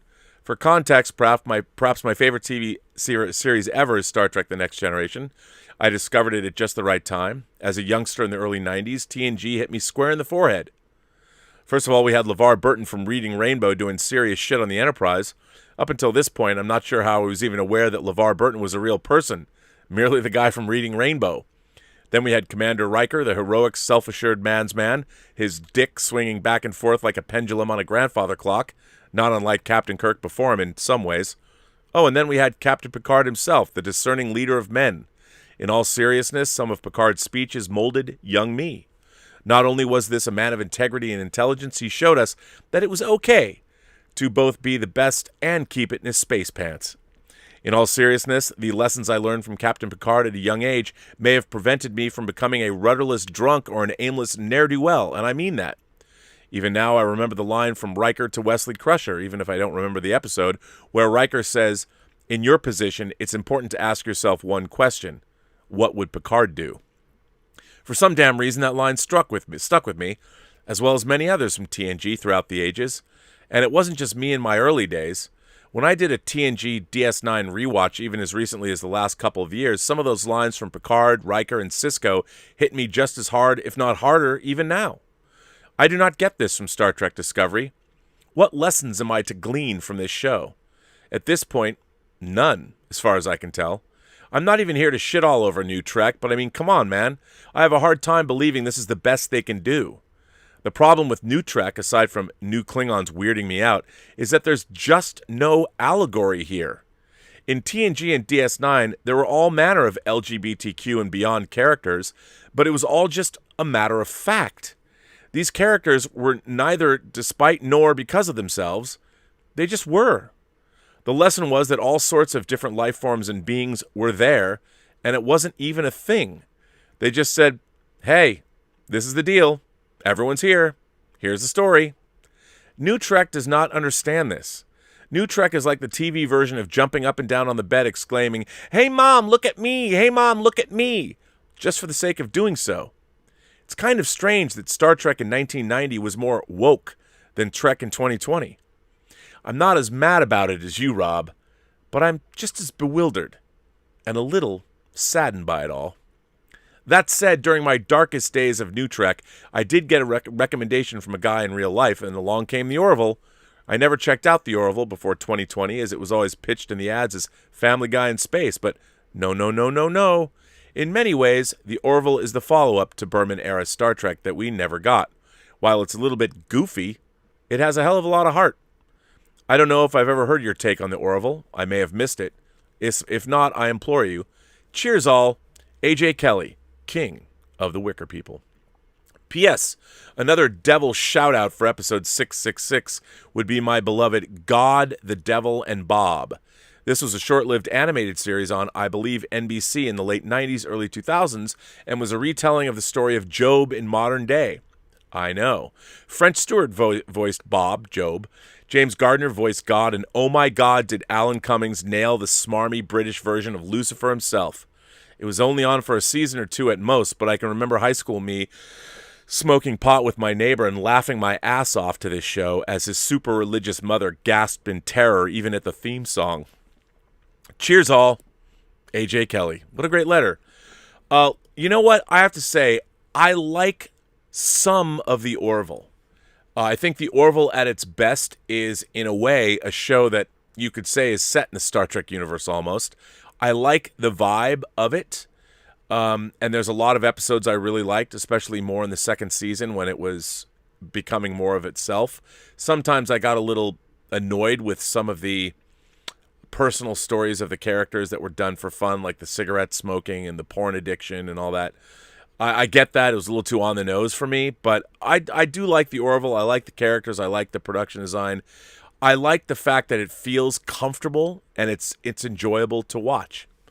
It's enjoyable to watch. So, yeah.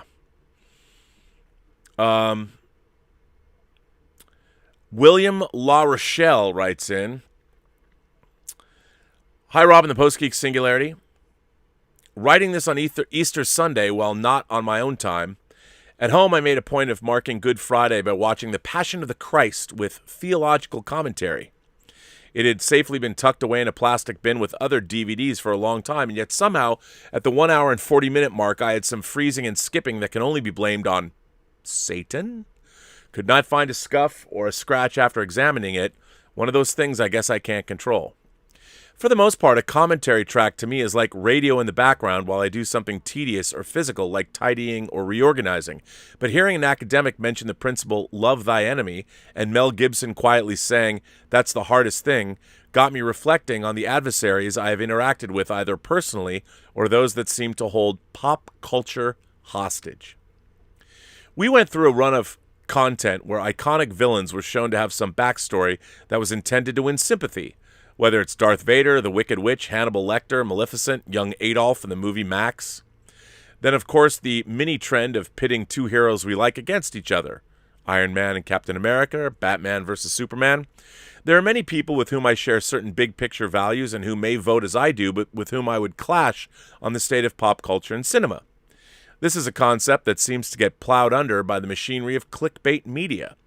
I won't repeat a letter I sent to you about how the Forbes article on mismanagement was greeted in a Facebook group, but suffice to say that my dog in this fight is not just that of a fan idly demanding more bread and circuses to distract me from dutiful participation in society. It speaks to the seemingly new barriers to getting my own content out there and whether we have to be more moderate wolves dressed in woke sheep's clothing. What I get is that after 4 years of a house on fire, people are either burned out for being dragged, kicking and screaming into awareness of who and what a Mitch McConnell is, and a post-Trump stress disorder has thrown gasoline onto the campfire, and there's a fear of any possible repetition of the last administration, so much so that there is less tolerance of anyone voting conservative or voicing a preference of taste or tolerance for anything that is not 100% committed to woke spin. The road to hell is paved with good intentions. You've mentioned the increase of university courses such as gender studies and the impact of safe space initiatives. You know, to me, safe space is having a good starship and a lot of oxygen. People graduating from college in that culture have clearly been in this type to say, exploit the pandemic dearth of entertainment news and maybe recycle an old story in Variety as if it is a fresh revelation just to stir up trouble for the star it concerns. They may also be among the staff of a publisher that walked out in protest when a J.K. Rowling book was to be released, or another publisher who was to put out Woody Allen's Apropos of Nothing. They might be loyalist gremlins on Twitter deciding who to disparage and which birthdays to ignore and who to give over-the-top support to. They may be even working for Twitter itself, deciding to put up a warning for people wanting to check the account of an embattled celebrity saying, this person posts controversial content. Are you sure you want to view it? All the rest of us on the receiving end can do is call it out occasionally. The trouble is that persuasion is not a thing. We can talk about insular bubbles and echo chambers, but I think it's going to be a reality for a long time. The best that people can expect to do is settle for confirmation bias and take some comfort that others are witnessing the UFO. This morning, I decided to watch something lighter for Easter Sunday and ended up with Capricorn 1. When Woodward and Bernstein are mentioned as news editor David Bosley Doyle admonished Elliot Gould, I wanted to say to the screen, hey, Hal Holbrook, Deep Throat himself is behind the conspiracy, for fuck's sake. Take it seriously. We still have a condition where the dominant narrative is that YouTubers and disgruntled fans are somehow such a toxic influence that they're hurting the well-financed marketing spin of heavily connected mainstream Hollywood creators. If this were true, it would be great news. But most of us can only vent and in person shake our heads in disbelief over hundreds of millions of dollars that can be spent on content that seems designed to troll us and give those YouTubers clicks. I do feel that I have to virtue signal by saying that I like Bernie Sanders and AOC before I defend those who consider themselves the fandom menace or any other consumer advocate. But lately, I've eased off on social media. It's a distraction from my own work and contaminates my thought with battles I can't win. Maybe in the long term, things will even out. Too much time online is like squirrel attention span thing. Do I stop everything to catch up with the Jason Mewes-directed feature Madness in the Method because Gina Carano is in it? Or do I cackle into the void over the New Gods being abandoned? I mean, other than a lot of access crossing and Selma, I don't have much of an opinion of Anna DuVernay. But if I chose to be positive, I would say here is an example of someone who had 20 years of credits in promotion and marketing and then made a documentary about the prison industrial complex to really win people over that almost got her making a sprawling superhero movie. Maybe a doc about serious social justice issues is a fair concession to appease the champagne socialists who make decisions. I'm embarrassed to say I can't think of an issue that has already got a better doc that I might make. Welcome to Chechnya sounds like a harrowing one, though I can't find where it is to be watched. Ultimately, though, I think, as I have most of my life, that the best cinema experiences are often about a catharsis and the craft itself, and somehow being engaged by something that only intends to entertain, but might still reach the unconscious and emotional aspects of ourselves more effectively than a lecture. As George Lucas said, not so much a thou shalt not, but an I don't think I will. As Forrest Gump would say, that's all I have to say about that. Well, William, an interesting letter. If I can distill it down, what I think you're saying is that, well, you know, kind of the way I see it is we live in a world now where everybody has the best of intentions. Everybody wants representation for those who haven't had it. Everybody wants voices to be heard. And for the most part, if you really think about what everyone is looking for, I don't have an objection to any of that. I believe people's voices should be heard. I'm a firm believer in that. But I also understand that, for instance, when you're making movies, because movies are all make-believe, they're all made up. When you're making a fictitious film, to me, the idea that something in that movie, like you can only tell that story if you have somebody genuine in the role, has always been absurd. Because what if that person's not an actor? You know, like for instance, I'll give you an example. Let's say it was the Scarlett Johansson movie. The she was going to play a trans person who's a famous trans person, and there was an outcry because Scarlett Johansson is not trans. But for me, what I don't understand is that nothing in a movie is real, and an actor is acting. The actor, whatever actor you cast in whatever role, they are not that person.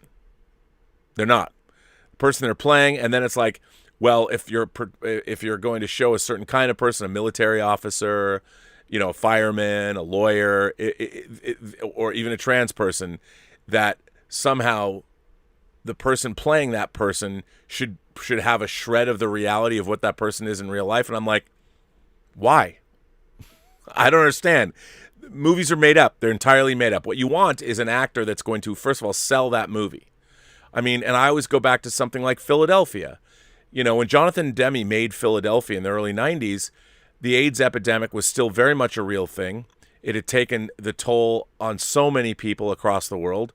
And in putting Tom Hanks was neither gay nor suffering from AIDS.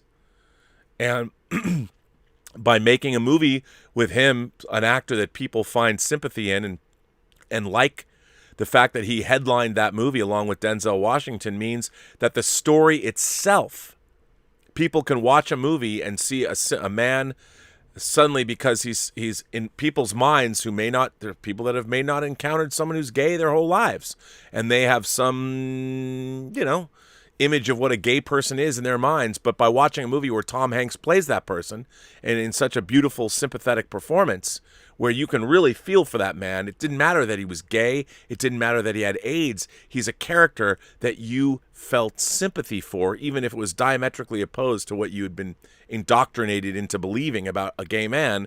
Suddenly that movie affected a lot of people. And I think a movie like Philadelphia does a lot more harm than good, because it gets a story told. And at the end of the day, we all understand that it's a movie.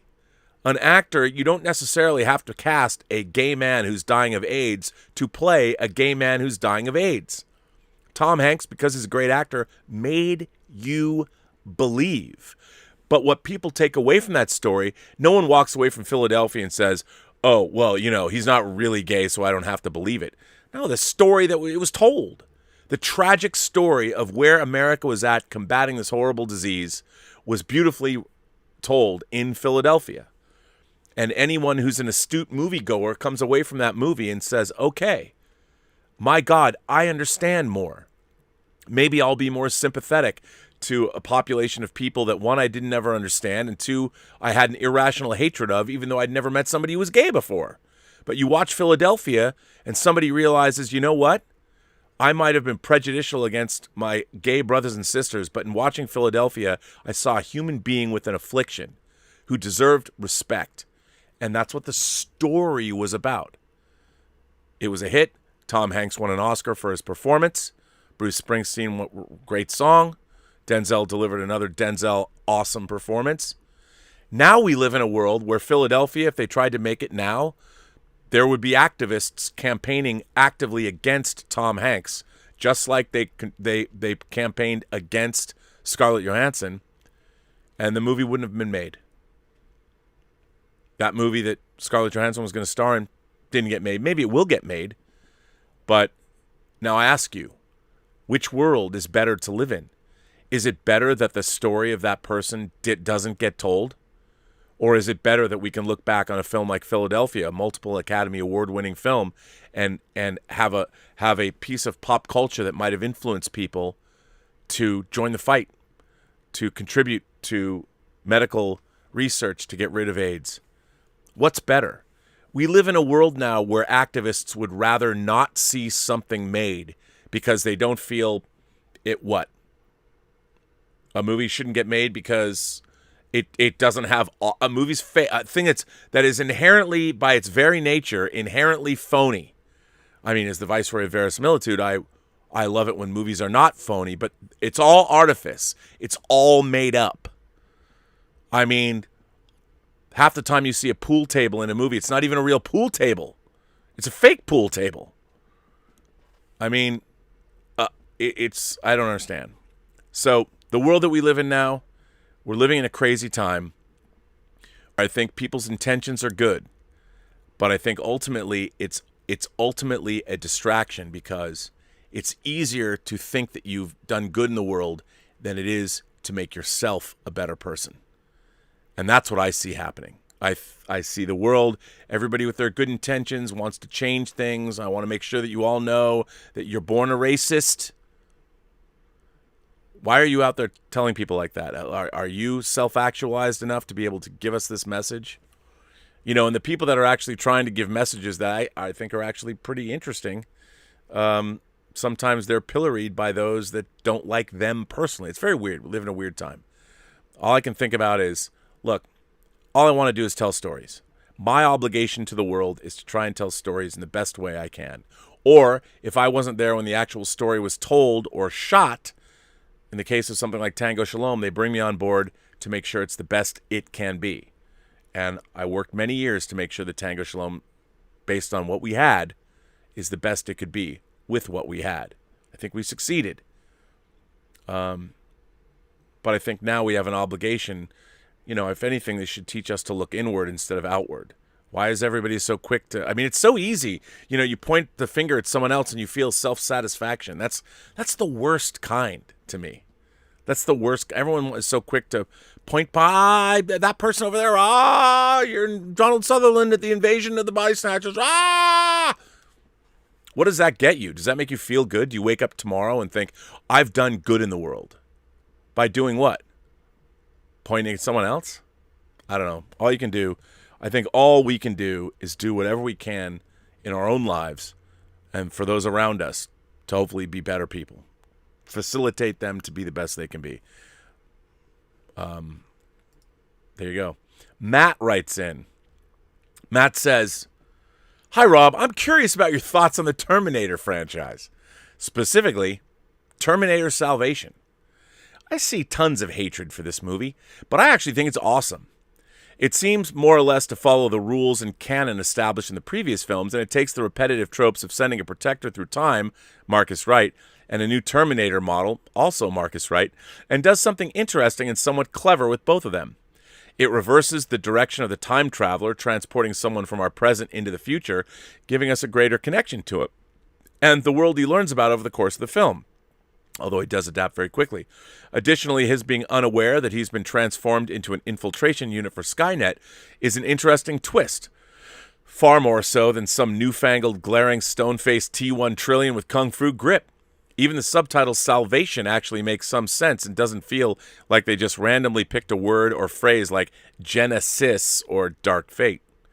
The Terminator is still my favorite, and I love T2, but unlike most of the current fare produced by Hollywood, I feel like in this rare case, it was the audience that screwed us out of decent future Terminator films by throwing this little gem under the bus. Am I missing something about Salvation? Ooh. Matt, a short letter, but very well written. I agree with you. I mean, obviously, Terminator is my favorite Terminator movie because it was fresh and unique. Apologies to Harlan Ellison. I thought for what it was, $4.5 million movie. It was like a finely tuned machine. The low-budget effects in that film were highly effective. I loved Stan Winston's work. I loved Arnold. I loved Michael Biehn.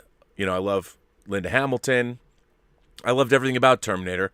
I thought Terminator 2 was sort of an overblown film. It's a lot of fun, but they made it very quickly. And it's fun. It's a great action movie, but it's no Terminator for me. Terminator to me is, if somebody asks me what is like the Mona Lisa of B movies, Terminator is definitely one of them.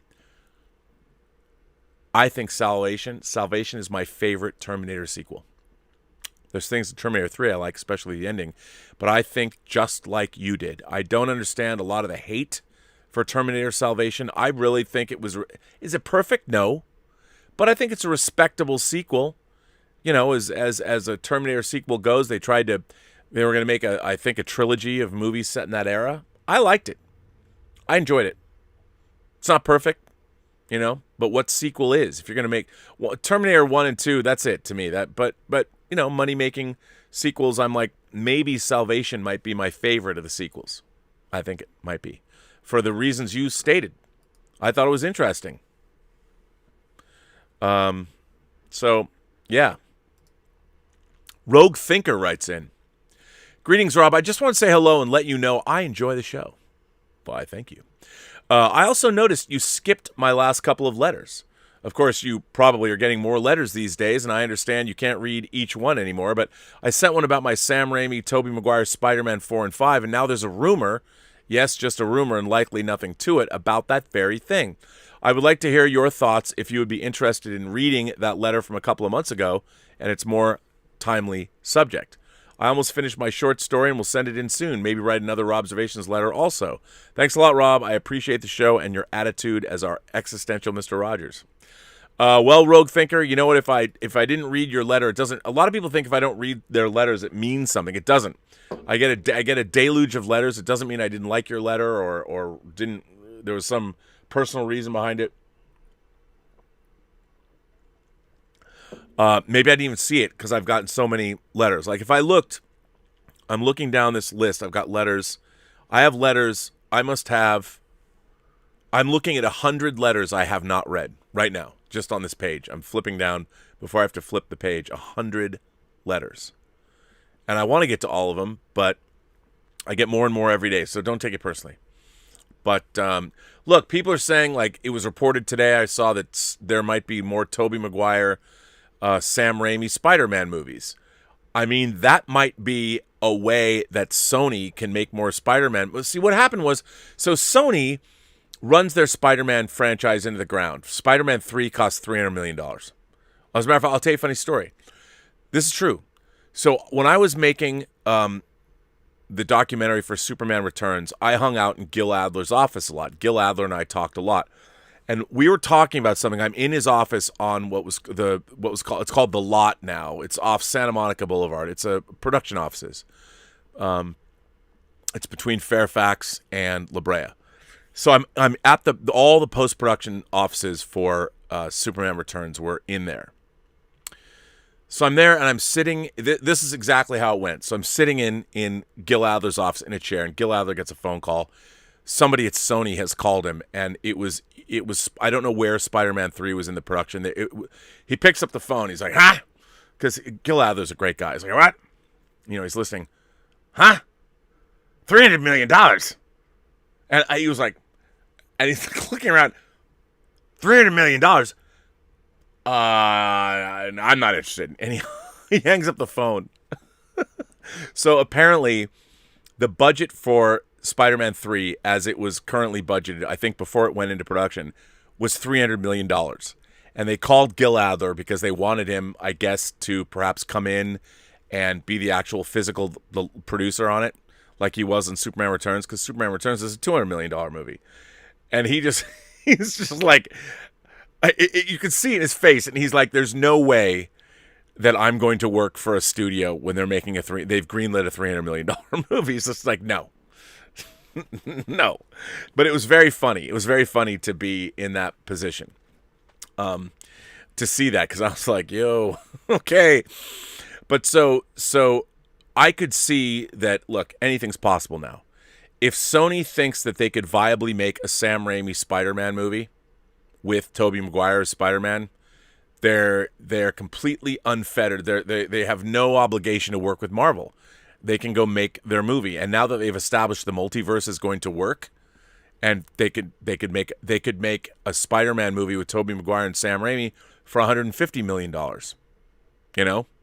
I could see that actually happening. Will it happen? I don't know. Will Marvel want two different Spider-Man, or even Sony, because they own the distribution rights? Remember, Marvel does not distribute their Spider-Man movies. The Tom Holland Spider-Man movies are distributed by Sony, not by Marvel. So remember that, because that's something to remember. Would Sony, they've got a good thing going with Tom Holland Spider-Man movies? Would they want to make rival Spider-Man movies? I tend to think no, but you never know. You never know. But it could. Chipolata Jones writes in and says, Rob, love you, man, but I have to ask, why is it okay for you that comic books and movies and shows can do Elseworld stories, but when it comes to Trek, it's a big no-no? Apart from Picard, all of these new shows and movies circa 2009 have been alternate timelines, Elseworlds, if you will. What's the difference? Well, Chipolata Jones, I would say, well, one, Discovery and Picard have not been stated to be alternate timelines. But either way, even if they were, they're just badly told stories. They're bad. They're bad Star Trek, they're bad science fiction, and they're bad stories in general. I object to bad storytelling. A lot of the Elseworld stories, like Red Sun, for instance, I thought was really good. I really liked that story. The Elseworld stories were stories that were detached from continuity, but they're still great stories. If modern Star Trek was great, I'd be the first person to say, I don't have a problem with that. I think they're all terrible stories. I haven't seen one story that stays true to itself. I think what they've done, modern Star Trek, is abhorrent. And what they've done to the Star Trek franchise is unforgivable. If I was a studio head, I'd be like, what the fuck? What the fuck are you doing to this franchise? You know, where's your aspirational storytelling? Star Trek is now, it's a dystopian show. It's a show about dystopia. I mean, even the new season, there's a 5 light-year gravitic anomaly that's going to do this or that and destroy this or that and blah, blah, blah. Really? Again, some kind of galaxy-threatening bullshit. Who cares? Who cares, you know? Like, you know, your Orion slave crime boss. I mean, I don't care. Tell me a good story. Tell me a good science fiction story. That's what it comes down to for me. Just tell me a good story. That's all I want. Ryan McLeod writes in and says, Hi, Rob. I hope you're safe and well, and a warm greeting from Scotland. I want to talk today about my most anticipated movie for a while now, Dune. I cannot wait for the sleeper to awaken. However, I want to begin by giving my account about how I consumed Godzilla vs. Kong, and I set the scene a little. Here in the UK, COVID is still rampant, as it is in much of Europe. Our cinemas are closed and all movies pushed back until further notice. I assumed we would not get Godzilla vs. Kong until later in the year. I was surprised to see it for rental as a home premiere via Amazon Prime Video for £16, which is about $22. I tried to ignore that HBO Max is only $15 stateside, and I was getting proverbially shortchanged.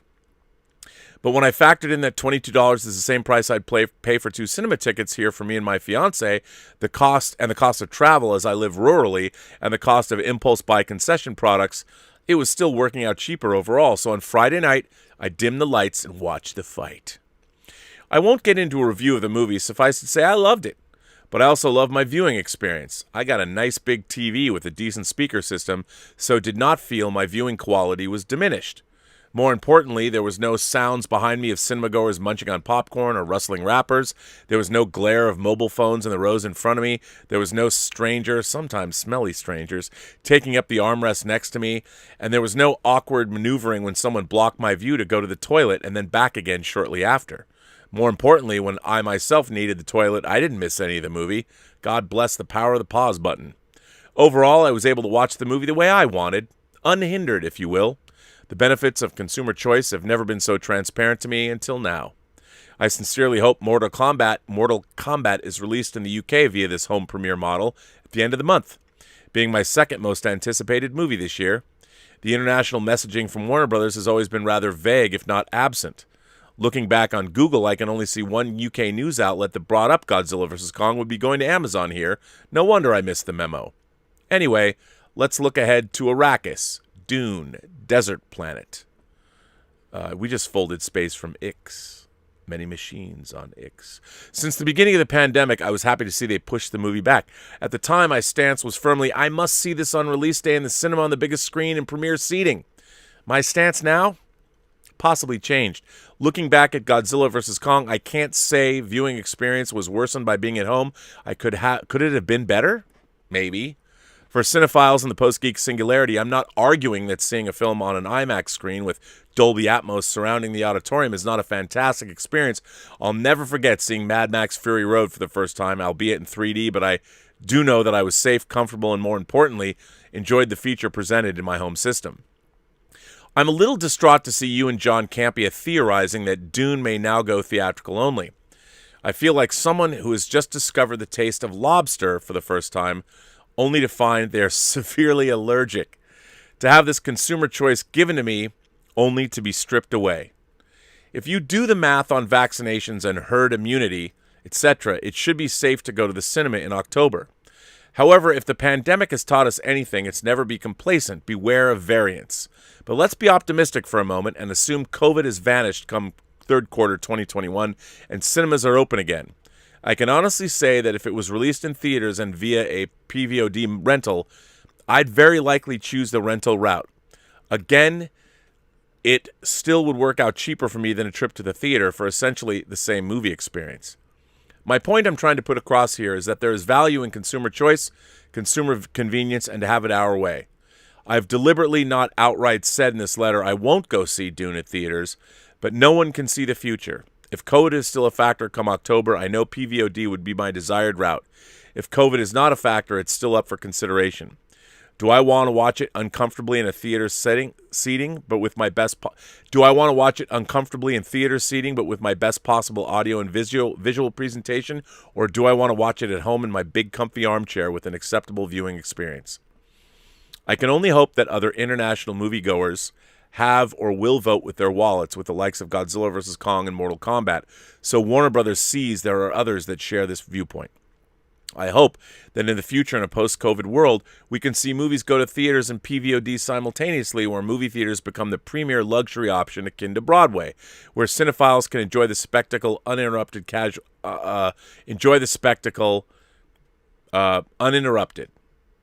To quote Duke Leto, without change, something sleeps inside us and seldom awakens. COVID has changed the world, and my consumer choice has been awakened. Looking forward to hearing your opinion, Rob. Sincerely, Ryan in Scotland. Well, Ryan, a great letter. I think you nailed it. You nailed it on the head. You know, I think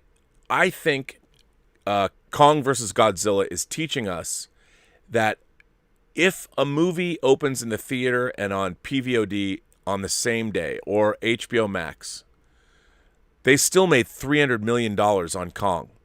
Now, is that going to alleviate some of the sting of going direct to streaming? Sure. And if Kong ends up making $500 million, that's more money than Godzilla King of the Monsters grossed in its entire worldwide run. That's a respectable. I don't know what the budget was on Kong, $200 million or something. They might not have got all their money back, but still respectable. We'll see where that goes. I mean, I agree with you. I think unless I live in LA, so I go to the ArcLight, and I'm promised the people that go to the ArcLight are paying a premium to go there. So I haven't had much problem. I don't think I've ever had to yell at anybody in an ArcLight cinema in Los Angeles, like put your phone away or something. I don't think I've ever had to do that in the last 20 years. Thank God. But I'd much rather see a movie in a theatrical experience, just because I think it's better. But I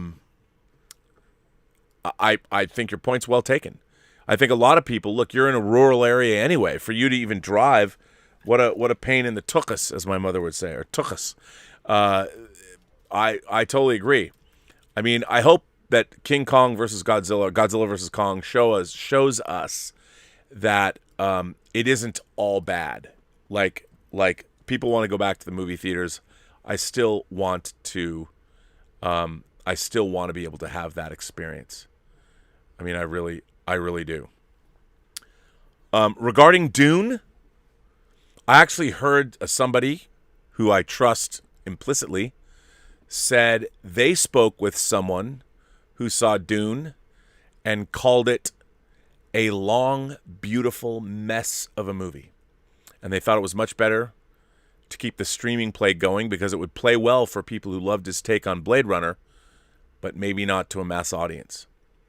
I don't know what that means. As you know, well, maybe not. I did report on the Dune screenplay, which I loved.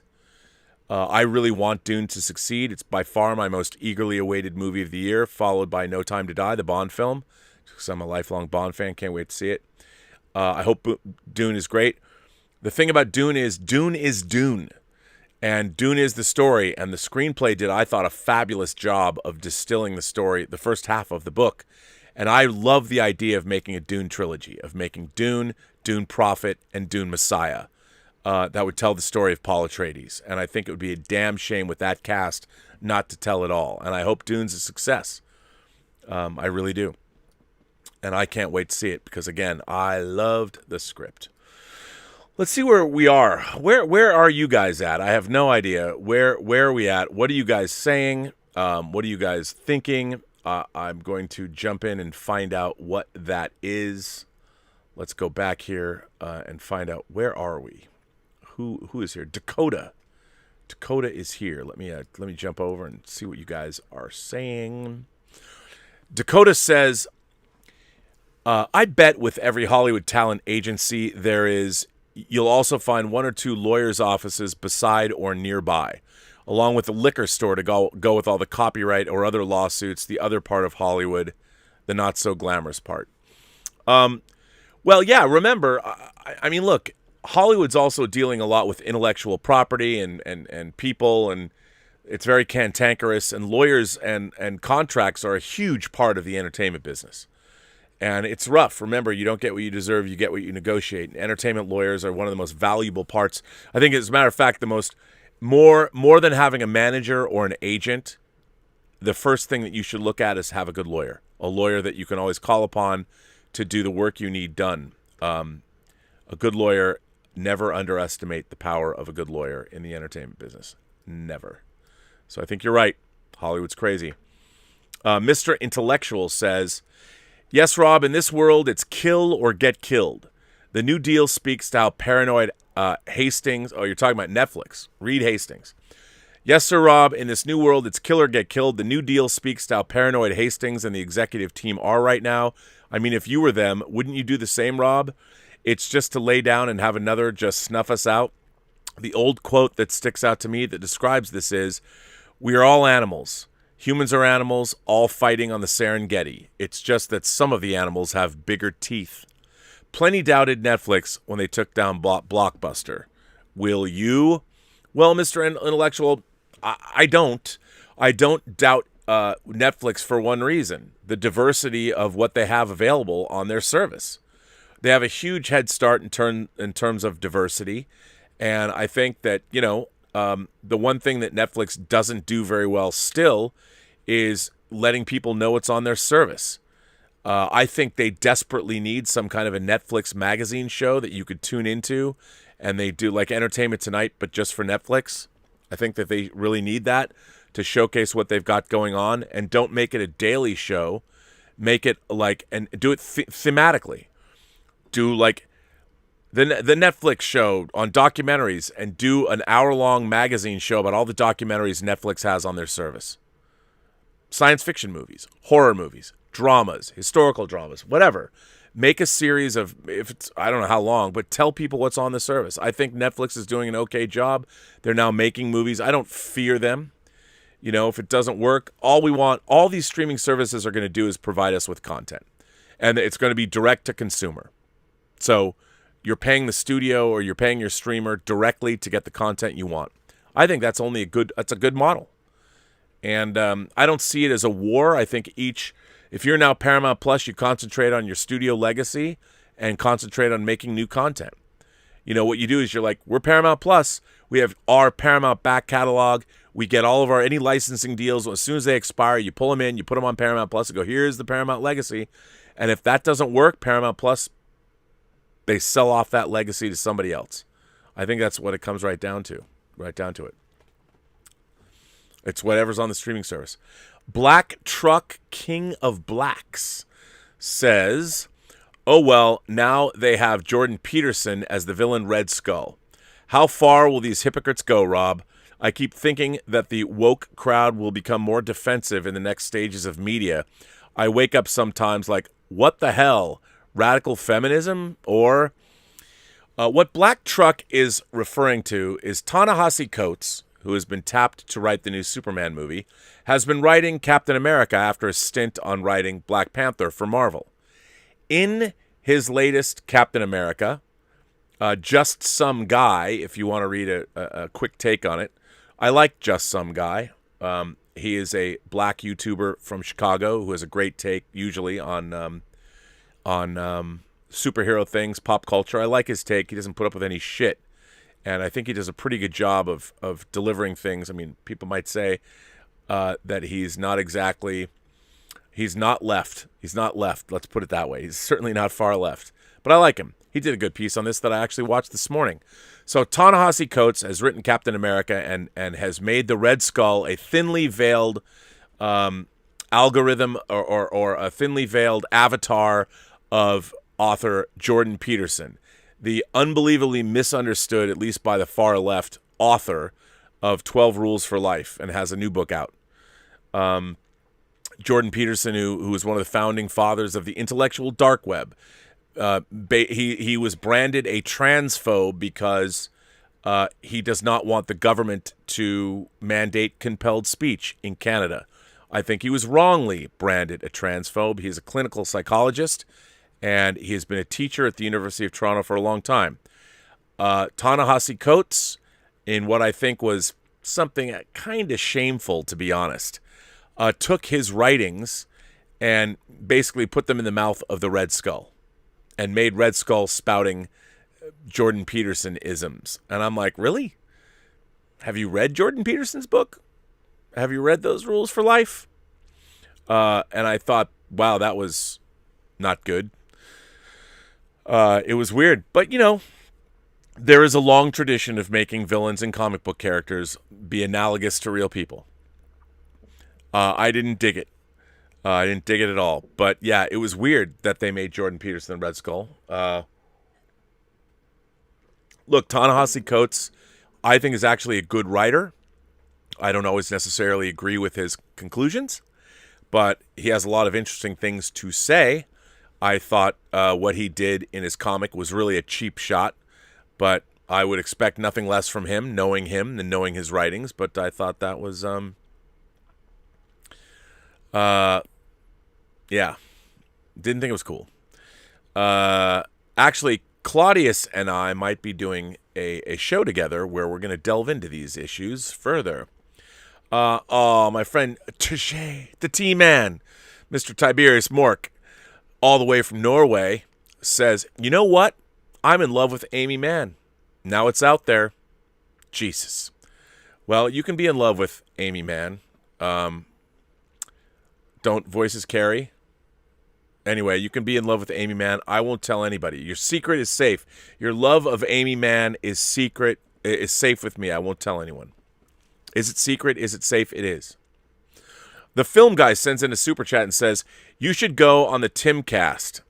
It's a show of politically diverse people who talk pop culture, aliens, and politics. Oh, and they're old school Trek fans. I have watched Tim Pool for a long time. I don't know him.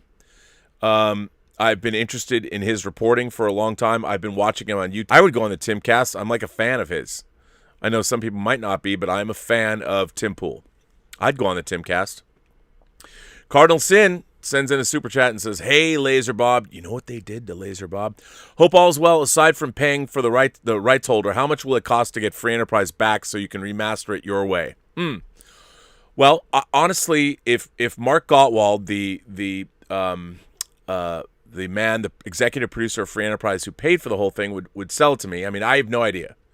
I mean, maybe he would sell it to me for, I'd have to give him something that would make it worth his while. I don't know. 150 grand, 200 grand. I don't even know if he'd do it for that. But let's just assume he would. Let's assume I could get it for a decent price, a reasonable price, $150,000, and he would sell me the rights to Free Enterprise. So then I would own it, lock, stock, and barrel. In order to transfer the negative, now keep in mind this is just to transfer the negative. Free Enterprise, by the way, for those of you who might not know, is the one feature film that I've written and directed, and I edited the film. Never quite been happy with it, but there's two versions of it. There's a theatrical version that came out in theaters in 1999, and then there's my 5-year Mission Extended Edition that came out in 2006. And you've been able to see it on streaming in an inferior 4:3 version for a long time, but my preferred version is the Anchor Bay DVD version in 2006. But even that, I'm not happy with. If you want to look at, they're not quite definitive, they're not quite done, but I've recut certain scenes from my film Free Enterprise. If you haven't seen it, they're on the Burnettwork YouTube page. You can watch it. I think I've numbered the scenes. It's not the whole movie, but it's chronologically in order. And what I've done is I've recomposed the movie in my preferred aspect ratio of 2:3:9:1, and I recut the film. Every single edit is different than the actual movie. I think I speeded it up. I like it much better.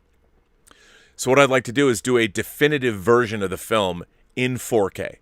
In order to take a negative, clean it, and scan it into 4K, into the files I would need to manipulate the film, it costs about $100,000. So that puts the price, if Mark Gottwald sold it to me for $100,000, to $250,000 right away, because the rights and the scan. Now, the film itself, I'd want to do deleted scenes and scan those in because there's things I want to put back into the movie. Those would have to be scanned too. So let's call the scan $125,000. So now we're looking at $275,000 to get the rights. Then, of course, I'd want to remix the sound. And to be honest, maybe rescore the film as well. So let's make that $50,000. So now you're looking at $325,000. Now, I would be doing all the work, the editorial work myself, and I would like to get paid for that work, but not very much. Let's call it $25 grand for my time. So now we're looking at $350,000. And then what this new version, let's just say I've done some exploratory research as to how much I could sell this movie to certain streamers without using any names. But let's say I could offset the cost by a certain amount of money. I'm not going to say what that I have a number, but I'm not going to say what that is. But let's just say that it will offset the cost substantially by how much I need. But all in all, I think in order to buy the rights, assuming Mark Gottwald will sell them, and everything I want to do to the movie to get it finished would be about $400 grand to do it all.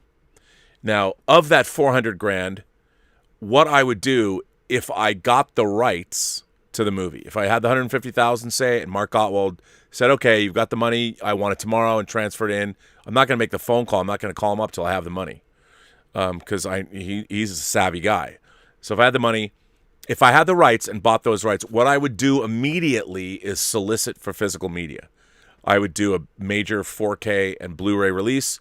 And I would make it worldwide and see what I could do selling directly. And maybe for something like that would cost about, I'd probably charge a premium because I'd have to, and make it either $39.95 but probably $49.95, but it would be a strictly limited edition.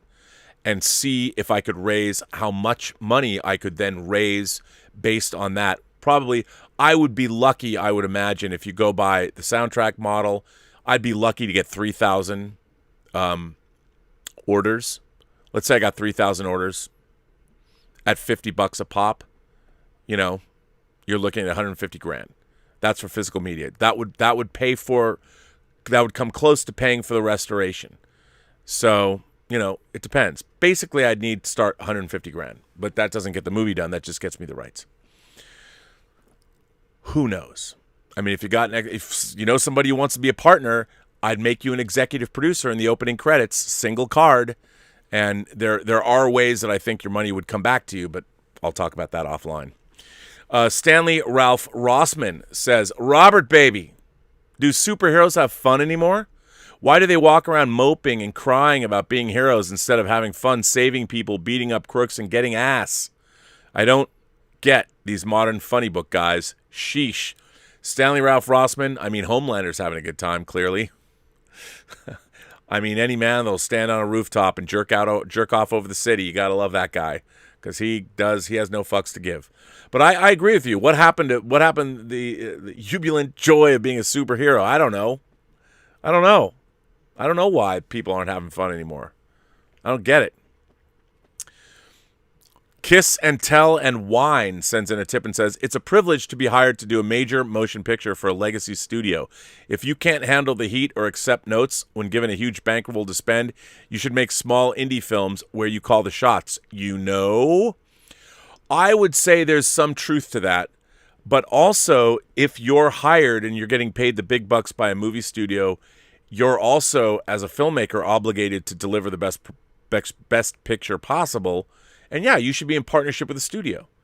But in the case of what was going on with Zack Snyder, I think that suddenly they were second-guessing the movie they were making.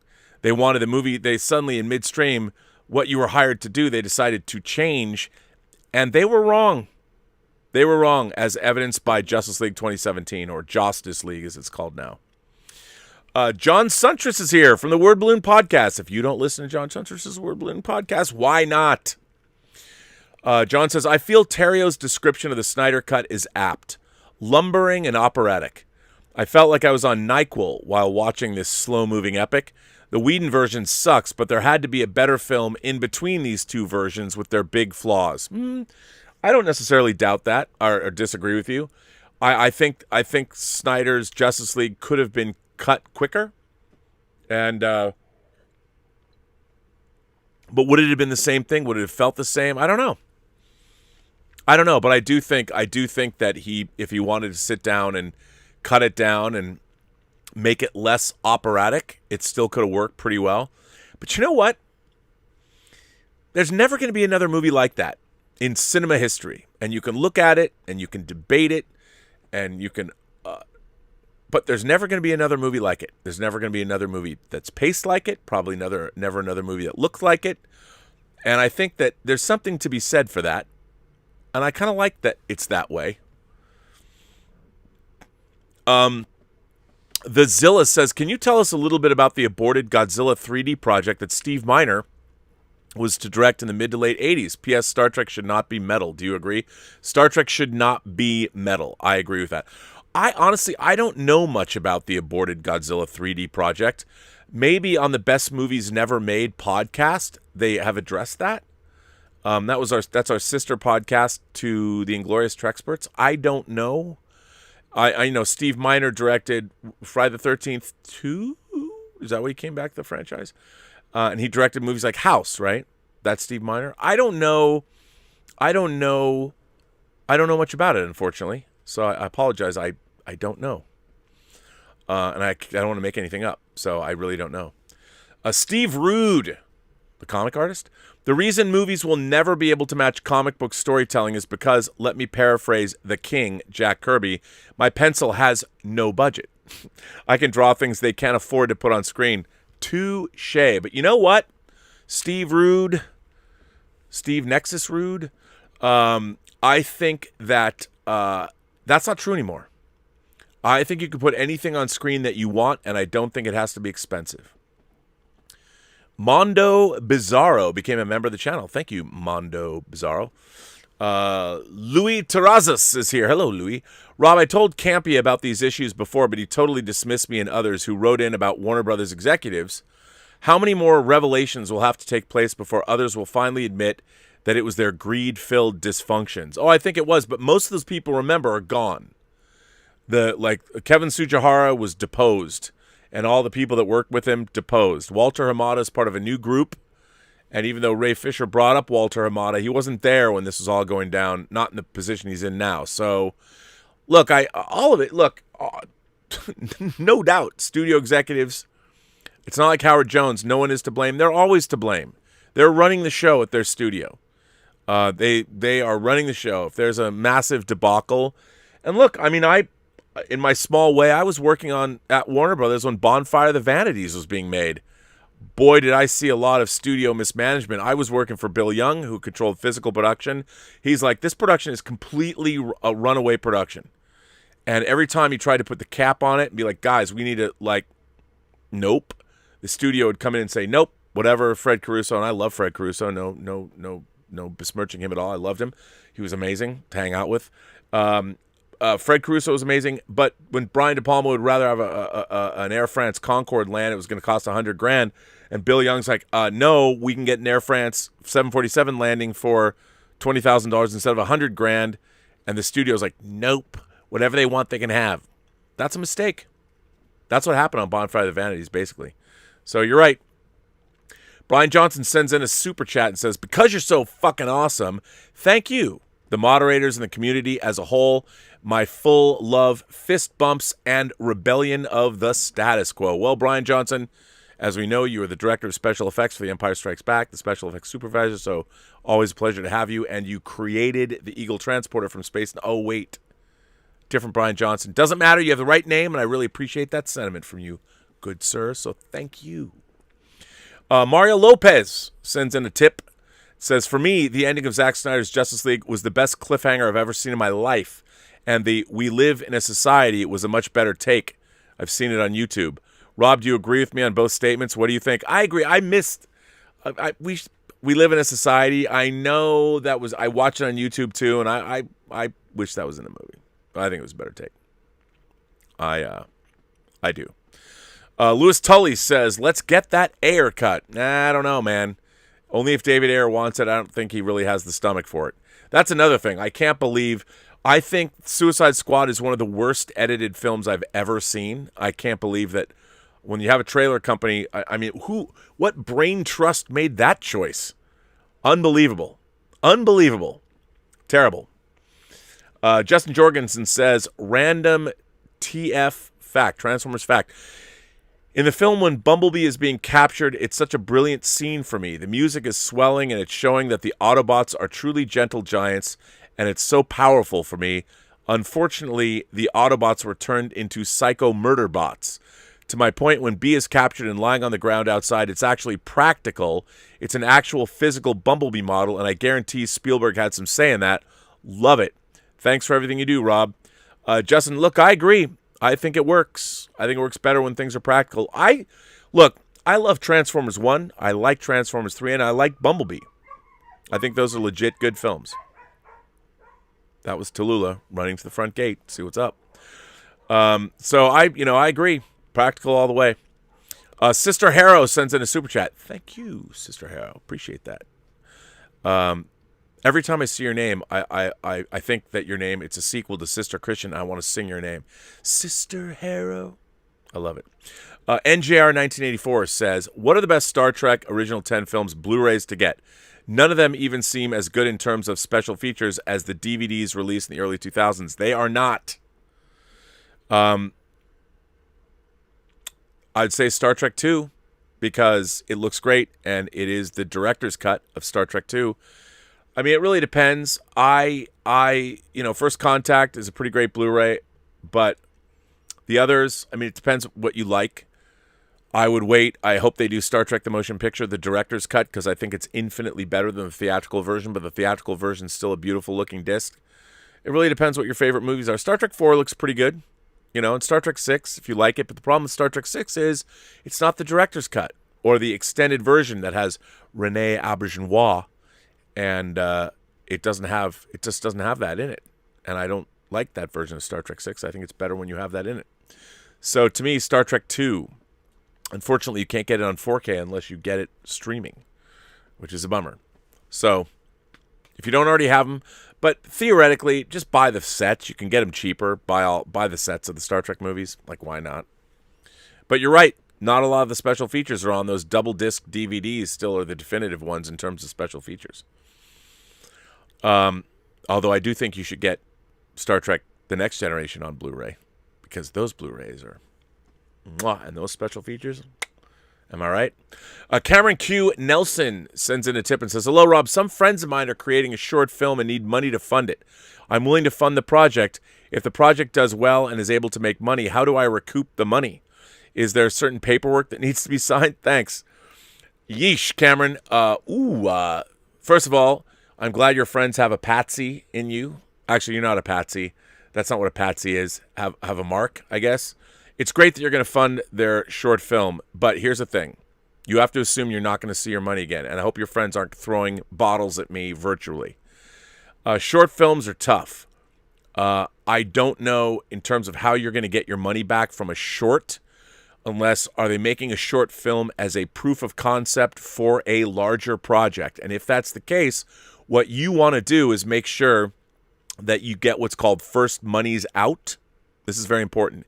If you put up the money for a project, the most important thing for you is to make sure that if there's any return, you get first monies out of that project. Doesn't mean they get to pay themselves. Let's say you put up $100,000, right? That's how much a short's going to cost, $100,000. I'm sure it's not going to cost $100,000 for the sake of this argument. Your contract should say if this movie makes any money, you get your $100,000 back. The other thing you need to get in the contract is to say if they are making a short that is going to be a proof of concept for a potential feature, that you figure out what your split is. Like, you're putting the money in, I would say this. I would go, I mean, if you want to be, if you want to be fair to your friends, make it a 60-40 split. You put in 60, they have 40, you have a controlling interest in the property. That way, if the short film turns out to be really great, you paid the money, you control the property. That means if somebody wants to do the thing, you have negotiating power. I'm sure your friends who are coming up with the movie are not happy about me saying this, but if you're putting up the money, you have to make sure you're protected. Also, that you are, for whatever happens, if they sell it, make sure you get a producer, not executive producer. You get a producer, single card producer in whatever gets made. If it's turned into a series and you get a certain amount of money, make it, I don't know, since you put up the cash, depends what you want. Say whatever your salary is going to be. You don't have to say exactly what the salary should be, but it should be a percentage of what your collaborators are, something like that. But yeah, that's what I would say. I would say this: making money on a short film is a very tall order, so don't expect to see it. If you invest the money, think of it as having a good time. Think of it as it's your vacation. But yeah. John Suntress says, ever see Hyperdrive, the 2006 BBC show that is very similar to the Orville as a ship it's in a deep space parody, Nick Frost and Miranda Hart. It's on Amazon Prime. If not, start with the second episode of season 1, funnier than the first. Only 12 30-minute episodes. I have never seen that show. I know of that show. I've never seen it, though. Never seen the show. Learn the Meaning sends in a tip and says, Rob, we need to retire the word woke. I agree. The people who are now using it have no clue of its meaning and origin, and I feel they're using it to offend people, especially black ones. They tend to read they do read the origin and just fucking quit using it. I think that's probably true. I think woke is one of those words that has lost its meaning. People are using it for different things. And woke doesn't just mean one thing anymore. I think people use it as an overall philosophical thing and don't know exactly where the meaning of that word comes from. So I understand that. I hate the term. But I think now, and people are using it from in a bad way. Stub McShave says, I don't understand the concept that the actor must have lived the life they're portraying. I don't either. Do they think that Daniel Day-Lewis shouldn't portray Abraham Lincoln since he didn't live in the 19th century? Yeah, to me, it's all dumb.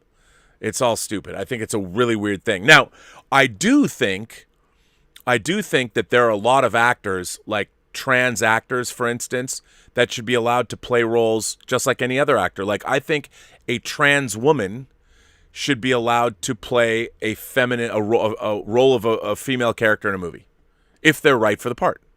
I as I said, I was casting in a project I was working on. There was a trans actress I really wanted to work with, who I really love, who I cast in a project where she's playing a woman, and I loved her. I thought she was great. I think the fact that actually that she was a trans woman actually brought a certain feminine quality that was ethereal to the role.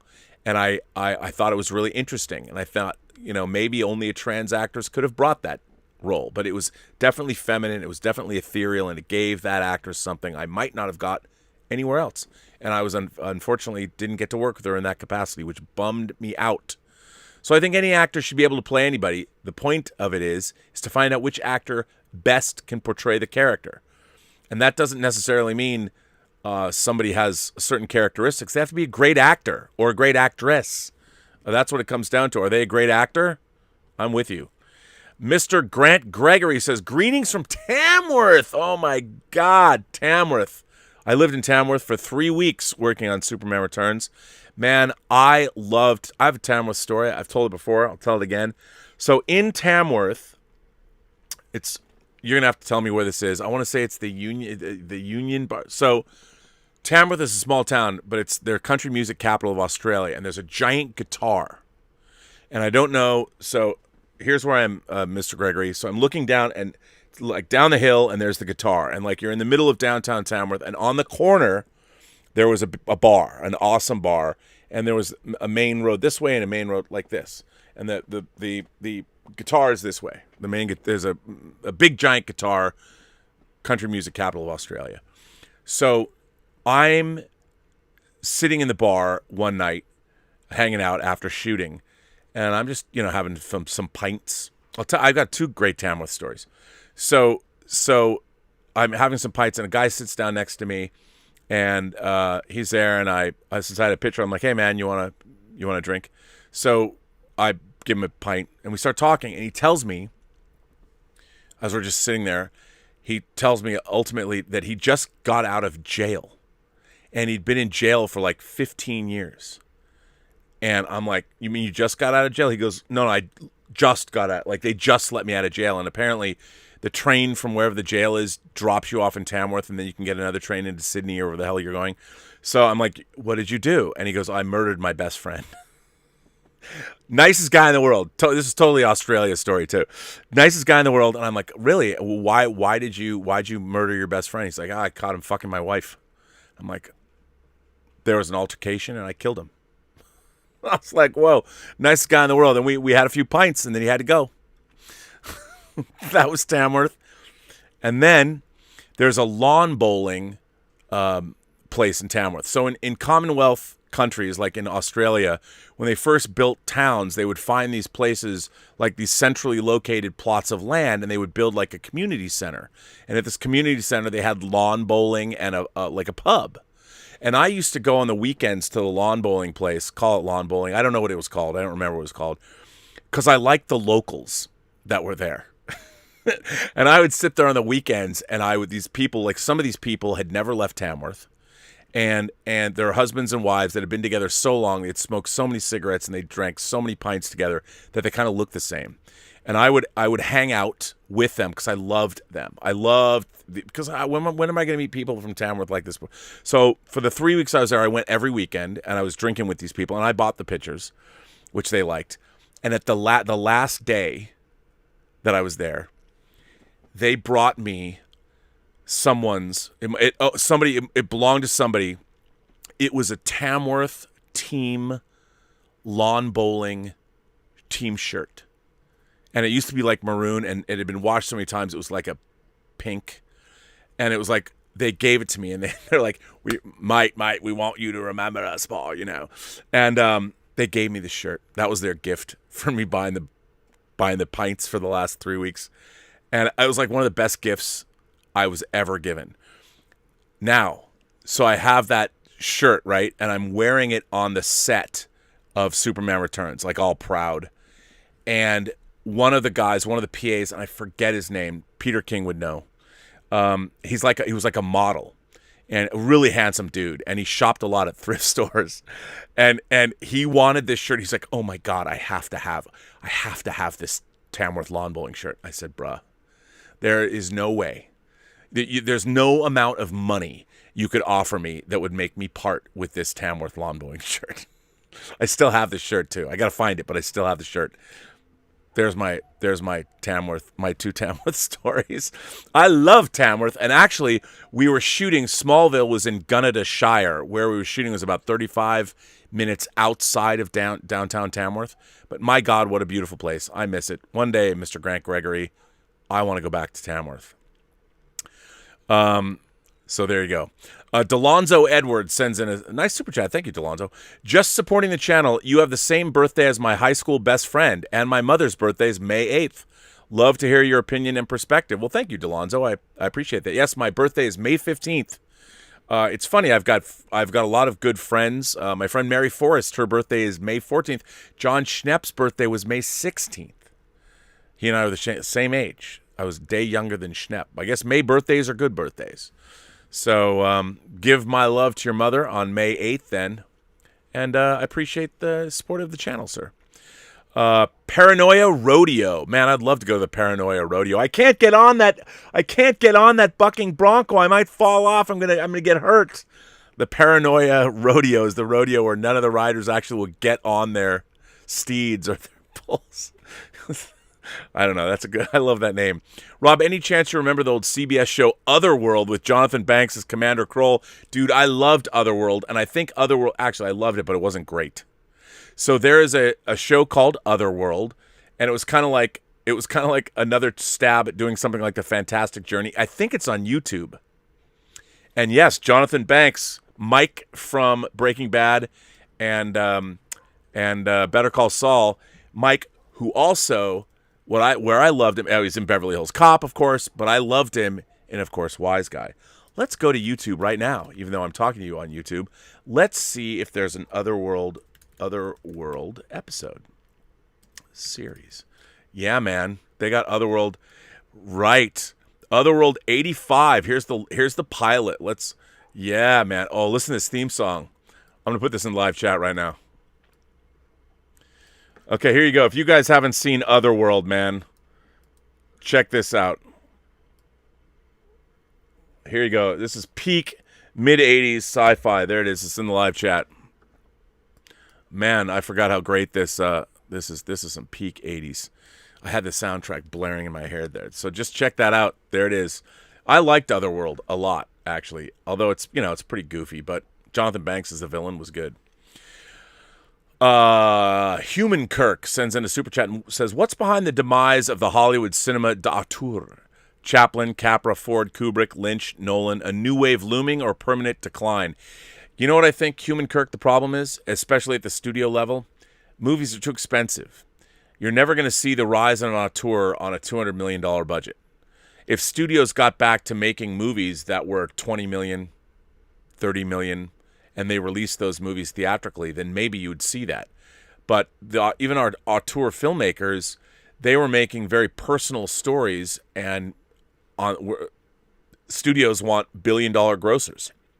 I mean, you're going to see filmmakers, look, as much as I love James Gunn, who can work within these things, I mean, if you want to look at his auteurist sensibilities, look at Slither and look at Super. And while he brings them to the large budget fantasy epics, I just think we're living in a world where, I mean, to me, an auteur, I look at more like a guy like Scott Frank, who did Queen's Gambit and Godless for Netflix. It's a 7-episode miniseries, but there's where you're going to find your auteurs. Maybe Cary Fukunaga, who made No Time to Die. If you go back and you look at something like True Detective, I thought that was very much an auteurist vision. But we live in a different world now. I just don't think that studios are going to... We might But I think if there's going to be auteurs, we're going to be looking towards streaming services to see them. I don't know.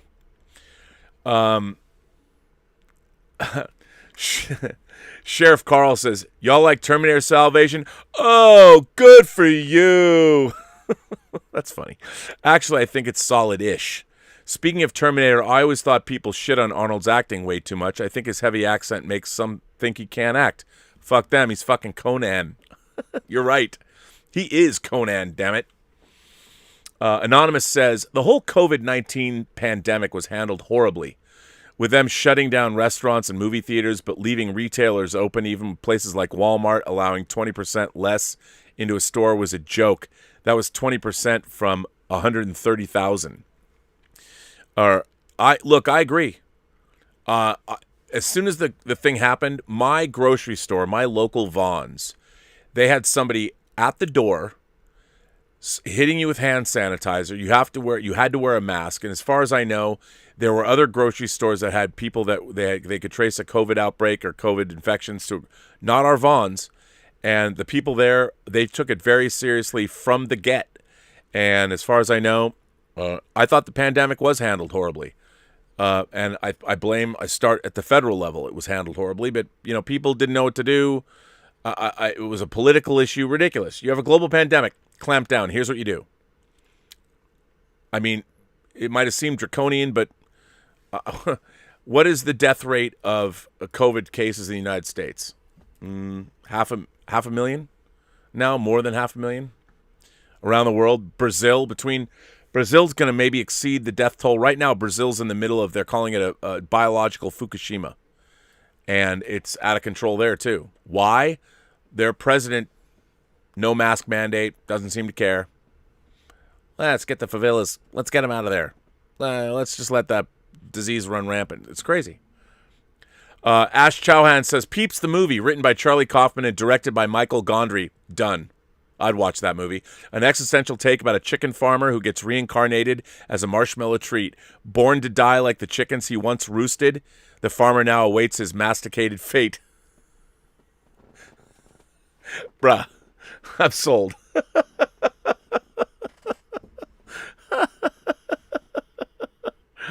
Oh.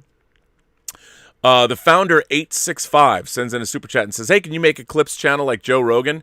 I really like your view on certain topics, but do not always have the time to watch Robservations. You know what? We're doing that.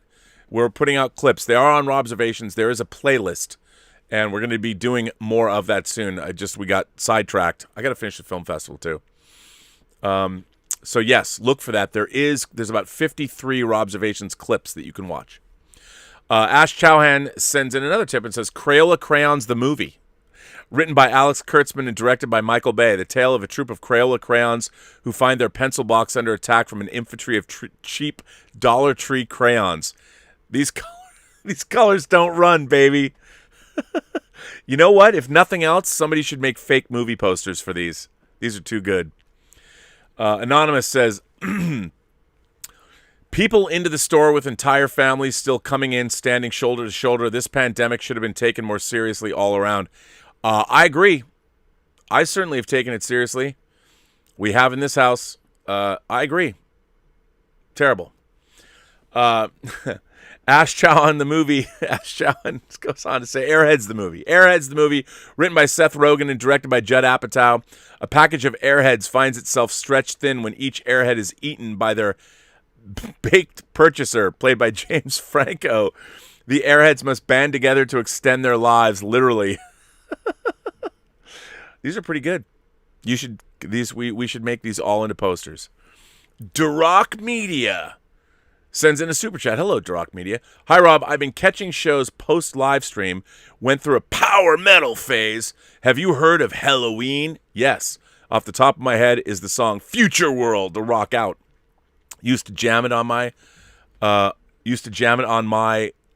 R a lot. I think it's guitar. Oh, R. That's like you're saying guitar. R. I jammed it on my R a lot. I get it. That's cool.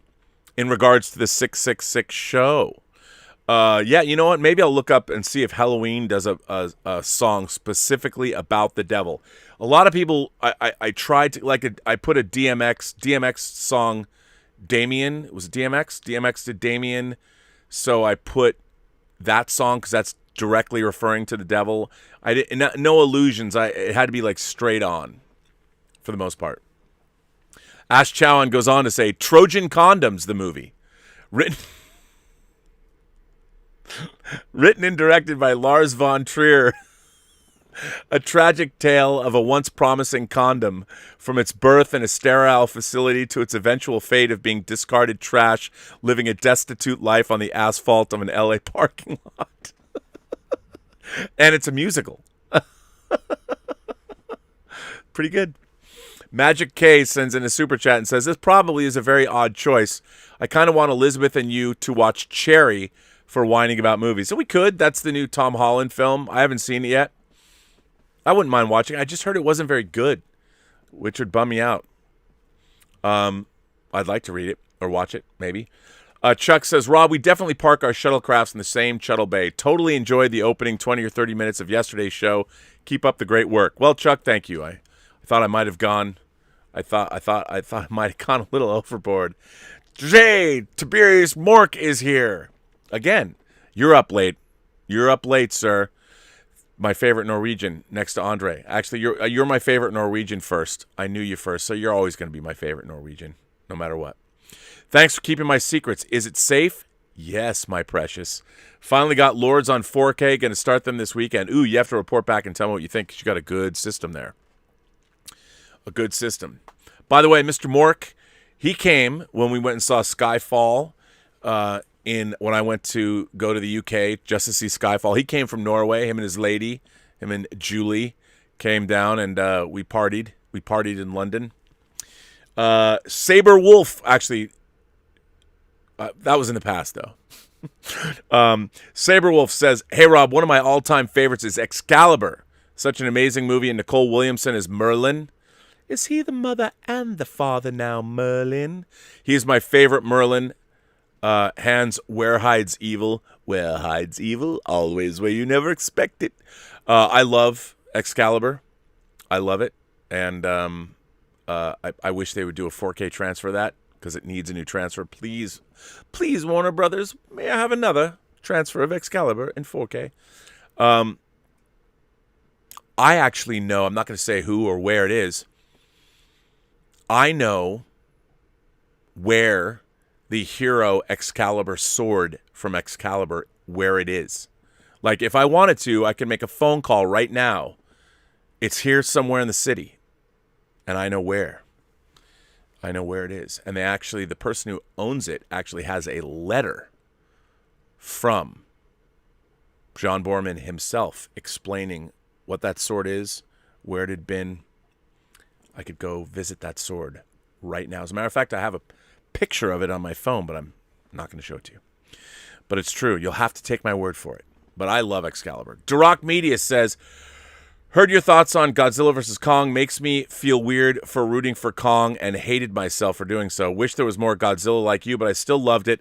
As a kaiju fan, I hope the success will precede new films. I hope so too.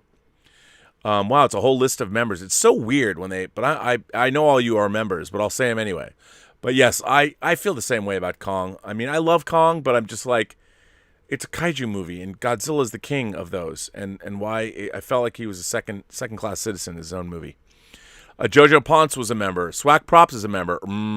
Is a member. William Everall is a member. Ked's T2000 became a member. Mahir Hawk became a member. Paul Von Fligel's a member. Robert Priso, my own moderator, is a member. Jeff Yerke, Jamie Cruz, Jared Snyder, Fortunato, Mr. Derringer, you're all members. Thank you for supporting the channel. I appreciate that. Mahir Hawk says, "Sup, Rob? I'm originally from Australia, and I've wanted to travel to Tamworth for ages, specifically for the Country Music Festival. First heard about it in Reader's Digest. I live in the U.S. now. How about we check it out together one day?" Man, I am right there with you.